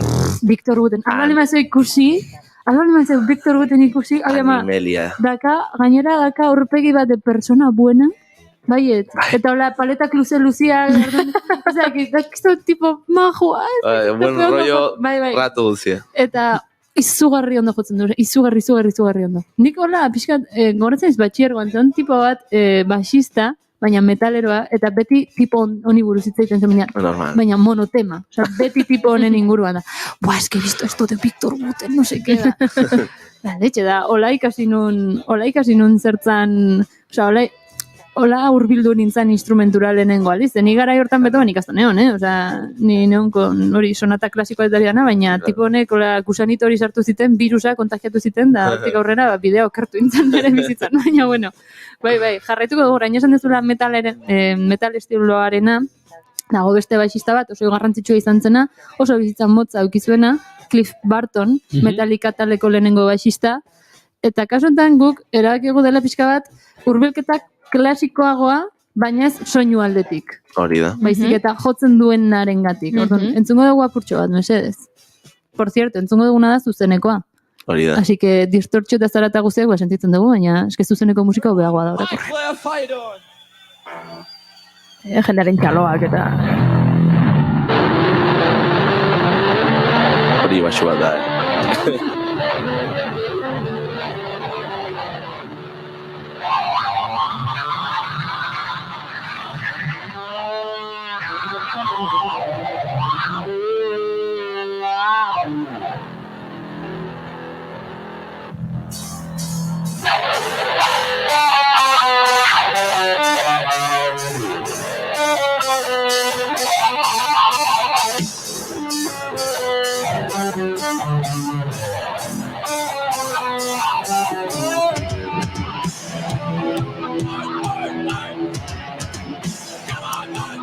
Jontxu, ze entzuten nahi gara, ze, klaro, lehen entzun dugu baxua, orain ere entzun dugu baxua, baina oso desberdina da. Hori da. Oso desberdina da. Nahiko potente, oso zikina ere bai, eta zergatik da horrela soinuen. Kontu da, tipo honek efektuak erabiltzen zituen. Osea, soinu efektuak eta pedalak, gitarristak bezala, bueno, bajistak ere bai, ez da inoikoa, azkenean gure rola ez delako zain zikina daen eta izetia, baizik eta linea garbi ematia eta, baina, bueno, tipo hau, erran zuen jede por culo, bana matera, eta batez ere, kasu honetan asko erabiltzen du distorsioa, kasu honetan ezen distorsioa baizik eta are gehiago fuzz, deiturikoa Jimi Hendrix asko erabiltzen du fuzz efektua eta gero ere bai guagua moduko pedala, horlako mateko, eta kontu da, erabaki dugu horla klasikokoago... Bai, terren hortan dago gehiago ze, klaro, soinua oso zikina da eta hori guztia da oso rockeroa eta nezunduna, baina jotzen duna, kentzen diozu hori guztia da, baj. Bai, totalmente, osea, dauka horlako kutxua. Hau izan zen aitzindaria? Horrelako efektuak eta pedalak eta... igual hortan bai. Ez, osea, hau laurogeiko hamarkada da, horla, ezain grafikoki igual, baina daukazu ejemploak ikusita, batez ere, distorsioa eta fuzz erabilita igual ez da inoikoa. Askoz gehiago erabiltzen dute gitarristak eta daukazu ejemploak, jo que se, funken erabiltza phaser efektuak eta modulazio efektuak oso interesgarri dena eta ematen dute kolore oso ona edo txorus deiturikoa, baina horla hain grafiko eta hain potente ez. Eta gainera tipo hau, errandakoa Metallicako lehenengo bajista izan zen, 24 urtekin, hil zen gixajoa, turrean gaten ari ziren, autobusa istripu izan zuen, atrazen lehiotik eta autobusa gainean erositzaion. Oso gogorra eta taldearentzako ere bai oso gogorra izan zen. Baina tipo honek asko aportatu zuen, bere bizitza oso motzan, eta Metallicako Master of Puppets disko mitikoa, kasi dena bere temak ziren, Orion edo, osea, tema mitikoenak, Metallicakoak, berak idatzi zituen. Ondare hau zizuen, beraz. Bai, bizitza laburra, baina oso intensoa. Ze ondarea. Eta oso paroa gainera. Eta hori kontua da, hau, heavy metaleko estiloan gertatzen da orokorrean, distortxo eta hori guztiak entzen dezun momentuan, barrokoak dira. Bai. Osea, egiten dituzten lineak eskalen erabilera, melodia, motak eta barrokoa dira, gero garrasi eta guturalak eta akelarriak eta grutziak eta odola, eta oin nezun dana, baina eske, berdin, osea, kentzen dezu hori guztia, hauken du, bai, eta bajetik gertu dagoen zerbait, ez? Osea, barrokotik gertu dagoen zerbait, edo igual, klasikoak egia daka ñoñismo aire bat, ez? Igual ez da horra iristen, baina bestela, bai, oso klasikoak dira, orduan, hauen iraultza da, hauen modernoena da hori distortzioa erabiltzea, eta kasu honetan Cliff Bartonek basuari jartzea, distortzioa eta hori dana, eta ez bakarrik, eta gainera hori, kontzertuetan, soloa berea da kasu honetan. Bai. Tema hasi baino lehenu ez da gitarristaren soloa, da basistaren soloa. Hori da. A ber, hau... Baina, bideoak usteko da ere bai, tipoa agertzen da, hile luzek, horrela ez zaio kusten horpegi, dago, gaina tope, impresionantea, oso ikusgarria. Bai. En fin, jarritzen dugu? Noski. Orain entzungo duguna, Goiuri mesedez, da, igual dakagun gauza berezitxoenetakoa. Bai. Bai, berezia. Bueno, entzun dezagun orduan.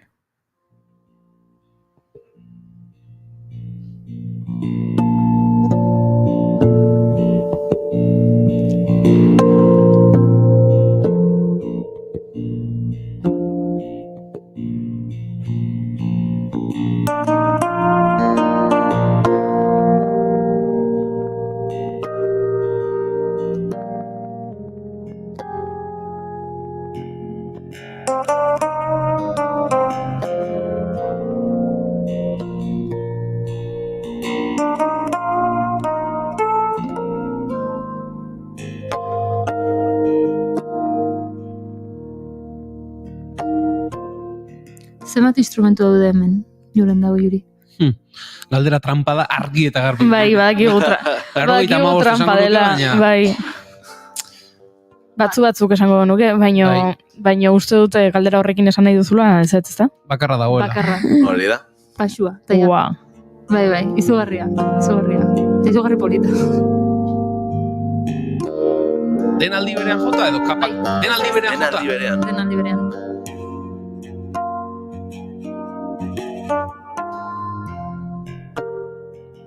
Eta hau nola egiten da?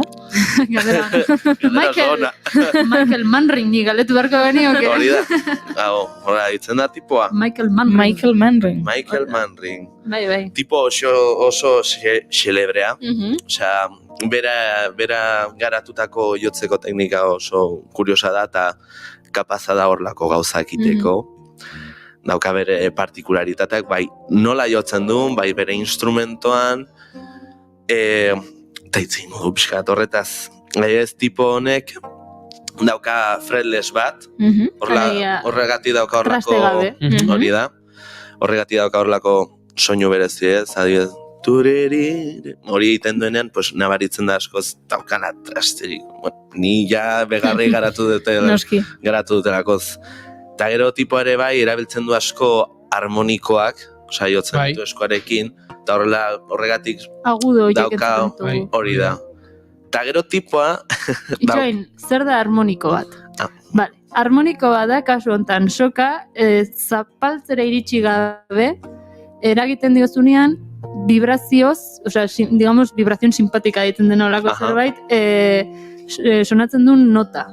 Osea, ez da, zuk zapaltzen dezunean hor guztiz, ez dezu nota hori entzungo, baina vibrazioa txiki-txikia denean bai entzungo dezu. Eta horiek dira instrumentu baten harmonikoak, eta zenbat eta harmoniko gehiago izan, normalean soinua ere aberatsagoa izaten da. Zer esan nahi du vibrazioa dela oso osoa eta ez daukala, digamos, irregularitaterik. Orduan, harmonikoen asunta hori, zenbat eta instrumentu hobeagoa izan, erresagoa da harmonikoak ateratzea, eta baita ere gehiago ekiko dituzu. Hori da. Pare, zegoa hemen gauza musikalak esaten, baina Inigokin argikatu zitzaiten, ez dutela hain azkar jun. Bai. Ez dela alerta friki. Alertak pizten dira, eta... Bai. Tarratu, ostras, non sartu nahi zen. Bai. Orduan hori, erabiltzen ditu harmonikoak, instrumentu monofonikoa den bat esan dezakegu polifonikoa bilakatzen du. Eta jotzeko moduagatik, eta gero baita hortzuk esan dezuna, instrumentuagatik, ze ikustekoa dau, nola dijoan... Azten da horrela, dauka teknika perkusiboa ere, bai, baina ikusten diozu tipoa jotzen du, pum, eta gero egiten du, horrela. Bai, ematen dio palari. Palan dauka sistema oso kurioso bat, detuner deitzen zaio, normalan posizio bat dauka, basikamente balio du nota bat jotzen duzuena, imaginatu mi, hanbeitien, osea, notari grabena, maten diozu, pum, eta bihurtzen da direktamente re bat. Osea, jausten da tono bat direktamente zara egon behar klavijeroekin jausten, soka eta harpatu, non dagoen exactamente nota honekin, maten dio, eta ja dauka bertzen nota bat. Kontu da, tipo hau dauka horlakoak soka guzietan, erabiltzen lokoz lau sokeko baixoa, baina kontu da ez dauka la posizio bat, dauka lau bakoitzeko. Osa, orduan hor dauka... Aukera pila bat. Aukera pila bat, oso kurioso. Kustekoa da, eta raspoiete. Eta da one man band, osa, nola esaten da hori de one man band. Osa, berak bakarrik jotzen du sarri, horrek ez duen esan nahi, taldean ez duena jo. De hecho, da, ondo esaten zen, Windham Hill Recordseko basista egoiliarra, esaten dena bajista residente, ez? Estudiokoa. Eta ez da gizien bat gauza grabatu ditu nonez gero. Baina, klaro, ez da jo ezagutzen. Claro. Azuluan edukitzen dute, estudioan. Baina ateratzen danean gauza egiten ditu. Bai, eta formato kuriosetan jotzen dugu. Adibidez, ikusi nuen orain dela gutxi bideo bat, tipo bat, arpista batekin jotzen, tipo horrela slap iten, eta plan perkusibo, eta arpa, intartan ez dakitzetan ni. Ostra, ez xelebrea. Tipo xelebrea. Xomorro xelebre bat, esaten dena. Eta Jako Pastoriusekin ikasizun. Itzen dugu Jakotaz eskezkatu, basistei buruz egia ezin dugu hori aztu. Jarraitzen dugu fingerstyle teknika. A ber, bain, Tower of Power ezagutzen dezue? Ben, ez nik izenak ez ditut ezagutzen egia esan.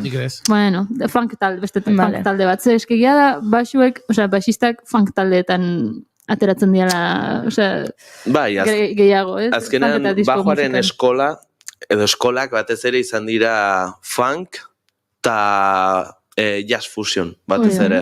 Jazz fusion azkenean daukazu edo funkarekin astuta, edo rock progresiboarekin astuta ere, bai, daukazu talde pila bat, daukazu Herbie Hancock, Alan Holdsworth, denetaik, osea, eta hor, da bajoa garatu den batez ere teknikoki soinuaren aldetik denetaik, gero daukau hori, Cliff Barton, rock, denetaik, baina hor aurpatu du bere etxea, basua. Dobelakoz presentzia asko, eta oso garrantzitsua delakoz. Ba hori, fingerstyle teknika, Tower of Power, Tower of Power. Taldeko roko prestia basistak garatutako teknika. Hau, nik da guztiet erizten dut, soinu aldetik, horrelako perkusio txiki bat, ez du soinua ateratzen uzten, horrelako zerbait, eta mugitzen ditu atzak oso bizkor. Entzungo dugu adibide bat? Bai, noski. Adi bajo ahi.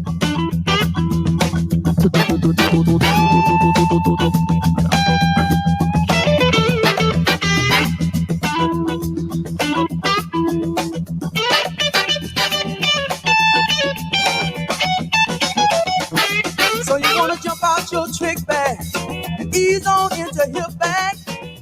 Bueno, igual batek pentsatu ezak, ostra, baina ez zer egin behar, demorrozien dota berdin amaten dago, ez? Baina jarraitzen du. Spend big bucks atop your wardrobe, but somehow you know there's much more to the trip. What is hip? Tell me, if you think you know. What is hip? If you're really hip, the past and the years will show you in a hip trip. Ba, teknika hau, hori atzen fingerstyle desaten zaiona, ez, hori oso perkusiboa, baina atzak bakarrik erabiliz, eta soinua muteatuz bezala. Dago bideo bat bera hau guztia esplikatzen, oso grazioso, ikustez zaio pixkat, deseroso enplantzaitik nago esplikatzen mundua, ez? Bai, eta kamararen aurrean. Badirudi pitzikato moduko. Bai, pitzikato, basikamente da rato guzie, tuka, rato guzi ez da gelditzen tipoa, eta horlako soinua azkenan garatu dure bai, basikamente erabiltzen du bakarrik atza, bigarren atza, gu lehenengoa deitzen diogu, hau ez erabiltzen, lehenengo atza erabiltzen du nota patzeko, eta bertze hiruek soka itzaltzeko. Beraz, horregatik dauka horrelako soinu konstantea, erdi, ez da inirekia, ez dauka horrelako atakea ina hondi, asko zitzailita dago. Ito bezala egiten du, ez? Bai. Ateratzen utzi beharren hor. Bai, hori da. Eta horrela, dago rato guztia, osea, un traktor. Ez da gelditzen. Bai, total. Eta, klaro, horrek influentzia eukizun, Jako Pastorius. Beratan eta bertze askotan. Baina, bai, Jako Pastorius buruz hitz egin jende behar dugu. pila bat nahi zuen ikasolako teknika jotzen. Oso osea, delako puro groove. Eta azkenean hortan datza basista bat izatea. Bai. Bueno, a ver, Jako Pastorius. Jako Pastorius, a ver. Irtsi gara. Zai egongo ziren entzuleak, en plan, aipatu beharko dute. Basistak bai. Igual ere bai, baina... Esan daiteke egon diazen basista honenetako izan dela? Bai, jende asko historiako basistarik oberena konsideratzen du ere, bai. Ni ez dutola konsideratzen uste dutelako, depende ze estilotan edo ze bilatzen duzun, bertze bajista dituzula referentzia bezala ere, bai. Baina tipo hau, benetan segurenik jende pila bat izan da influenziatuta tipo honengatik, oso berezi izan delakoz. Eta innovazio asko karri zituloko Eta pertsonai mota hauek beti drama asko dakate beraien bizitzan. Eta gazte hiltzan. 35 urtekin. Oso gazte. Baina eske historia ere bai da, tipo hau, claro, zen erdi bipolar. Nola, eskizofrenia maniatika edo diagnostikatu zuten horrelako zerbait. Eta alkoholikoa. Bai, erabakizun pastillak ez zitula hartuko. Hori da. Así que, vamos, un planin maravilloso. Bai. Tipo hau, errate dute Las Malas Lenguas, gantzela un concierto de Santana, ostatu batera, eta zegoen mozko horta, eta rantzuen bera nahizuela jo bajo, eta bota zioten ostatu horretatik, mala manera, baina eske gero gantzen bertze ostatu batera, tan izan zuen bronka, eta diskotekako ostatuko porteroa paliza eman zion, eta utzi zion koman. Bai, utzi zion koman, da egun batzutara ospitalean eukizun uste derrame zerebrala, eta botaz hiltzan. Hogeta 15 urterekin. Osea, kontua zen, irakurri nunan arabera, erabakizun pastillak ezartzea, ze pixka tontotuta uzten zuten, da orduan ezintzun hain ondo jo, da orduan zantzunik bajo jona eta tomar posako, osea, pastillak, bueno, ez ditut nahi, kalean bukatuzun. Bai. Kalean bukatuzun. Eta bere... Baxua ostu zioten. Hori da. Kalean. Ze ustezu nola gorde gabe, da zer gabe, eta... Bai, osea, pertsonai hori, genio guztiak bezala, drama pila bat erakartzen dute ezakit zergatik, baina horrela izaten da, eta pues, beste bat, oso goiz juntzena. Bai. Goiz egin. Baina, bueno, garrantzitsua Jako Pastoriusen inguruan, bakarkako diskoak badituz, Jako Pastorius hasieran entzun dugun kontinuum berea da, berazen, basua jotzen, baina batez ere, aurreratzen ari naiz. Entzun dezagun Portrait of Tracy, hori da, bai. Tracy bere emaztea zen.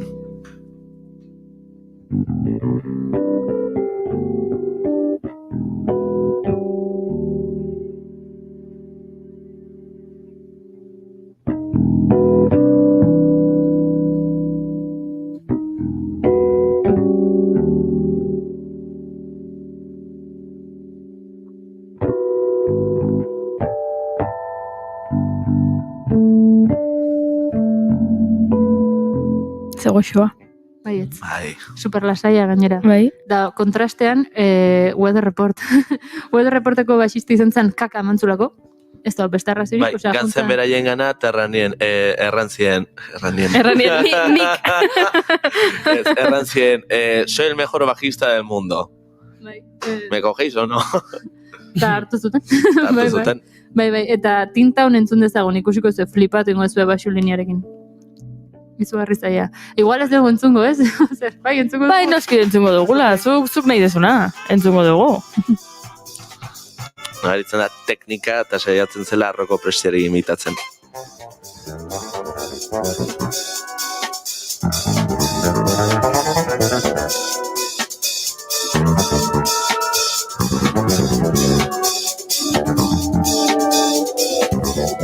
Hau ez zain lasaia. Ez, Weather Report ez da bat ere. Ez da bat ere lasaia.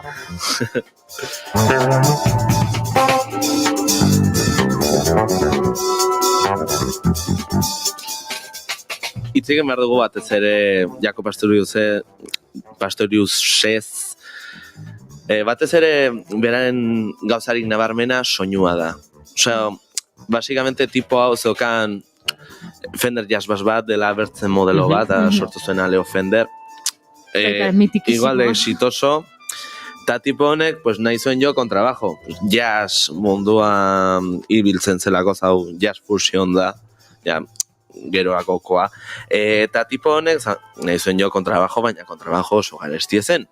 Eta orduan, pues, goiz batean jaiki zen, hartu zuen nabala bat, eta hasi zen bere bajoari trasteak kentzen, nabalarekin. Gero, gelditzen zen Utxune horiek, ez? Utxune horiek, bete zituen masia batekin. Eta jazta, hala. Eta tipo, pues, garatu zen bere soinua. Osea, zu entzuten duzu disko bat, eta badakizu bera dela. Osea, bere soinua garatu zuen horrekin. Horretik da baita oso berezi. Bai, bere konfigurazio espeziala, ez zeukan ekipo espezialik baizik eta bere jotzeko manera. Oso xele berea. Aurra jarraitu berdeu. Bai. Emakumei buruz ez egu itzein. Horixe esan behar nuen, Maialen. Hemen 3 jarri ditugu, eta ez ditut garatuko, ze etorriko da hori. Carol Kay, Esperanza Spalding eta Michelle, ondo esaten zen, en de Geocello. De Geocello. Tela marinera. Carol Kay, zemat? Estudio sesioa, Marmilla? Marmilla. Marmilla estudio sesioa. Grabatuta. Bai, eta The Beach Boys eta holako taldeak. Simon and Garfunkel, denetaik. Bajista bera da. Temazo, hit pila bat grabatu zituen, baina beti onda hor, estudio barruan, ez dinorek kaso egin, baina bera horre onda, linea horiek sortzen eta temazo hauek ere egitzen. Orduan eskaini behar diogu tarte bat. Bai. Lasai egon. Esperanza Spalding. Kobazuloko basistak. Esperanza Spalding. Tan guapa como buena músico. Ya te digo. Bai. Osea, exagerazio bat. Osea, kompositore bezala, basista bezala, kontrabajista bezala, abeslari bezala, pelazo, dana da, kamakume honek eta hitz egingo dugu bera buruz bai. Eta gian, Michelle de Geocello hori buruz ere hitz egiten dut noiz bai, baina ez eta inbeste ezagutzen, Alemanian jaiotakoa, estatu batuarra, baina musika frikar pila bat egiten du sarri. Eta hip-hop da. Eta hip-hop hori da, bai. Eta baita ere kriston basista hona. Eta seguru gehiago daudela, baina hitz egingo dugu bera. Bai, aurreragoa. Eta bilatu noski baietz. Labur bilduz. Hori da. Zertarako da baixua? Grup bat eraikitzeko. Eta nola jakin dezakegun grup hori dela garrantzitsua? Zuk kentzen diozu bajua abesti bati, eta pikuta jote baldin bada abestia, bajua garrantzitsua. Eta normalean horrela izaten da. Hori da, musikaren zimentuak dira, bai erritmoa eta bai harmoniaren lehenengo nota, ez? Nota baxuena. Bai. Zimentu horiek gabe beste guztia airean geratzen da. Baxu azkenean, instrumento ritmiko eta harmonikoa da bere funtsa, bere oinarrian. Osea, basikamente, ritmo ematen dizu, oso simpleki, eta harmonia definitzen dizu ere, bai. Orduan, saltatuko dugu daukaguna. Entzungo dugu Ice Cube. Venga ba, you know how we do it. Ain't nothing going on but the bomb-ass rap song hitting all night long. Hemen, gainera introan entzuten da oso argi nola basua sartzen den, eta hori da, jazta. Osea, hor dago grupa, hor dago erritmoa, jazta. Zestela, baterik egiten duena nahiko generikoa da. Bai, noski, nahiko estatikoa, baina basua sartzen dena da, maten dionean kantari bere... Nortasuna eta bere nortasuna hori. Bai. Eta bukatzeko benetan, bai. Bukatzeko sartzeko, entzungo duguna nik uste ezagutzen dugula danok, batez ere basu lineagatik. Ea ziruitzen. Eta honekin bagoa, zuintzen diba noa.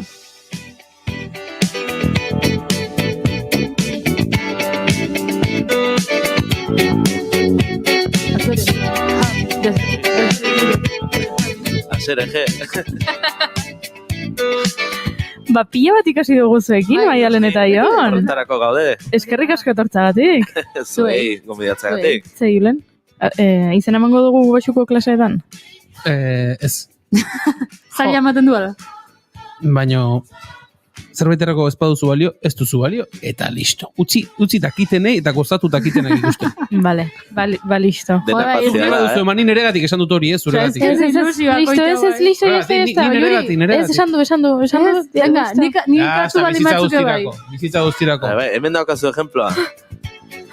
Maiale jarraitu ezazula ikasten, eta ilusionauta nago, urrengoan jotzen ikusi nahi zaitugu. Hori ez da pasatuko. Bai, gertatuko da. Aste buru ona izan dezazuela. Berdin. Esker Emile. Entzulei ere bai, hementxe izango gara, datorren astelenean, Naiz irratian, arratsaldeko 4:05. Gozatu, good times, honekin. Girls will be girls, cute ponytails and curls. Must put an end to the stress and strife. I think I want to live the sporty life. Good times. Big fun, good times. Leave your cares behind. Big fun, good times.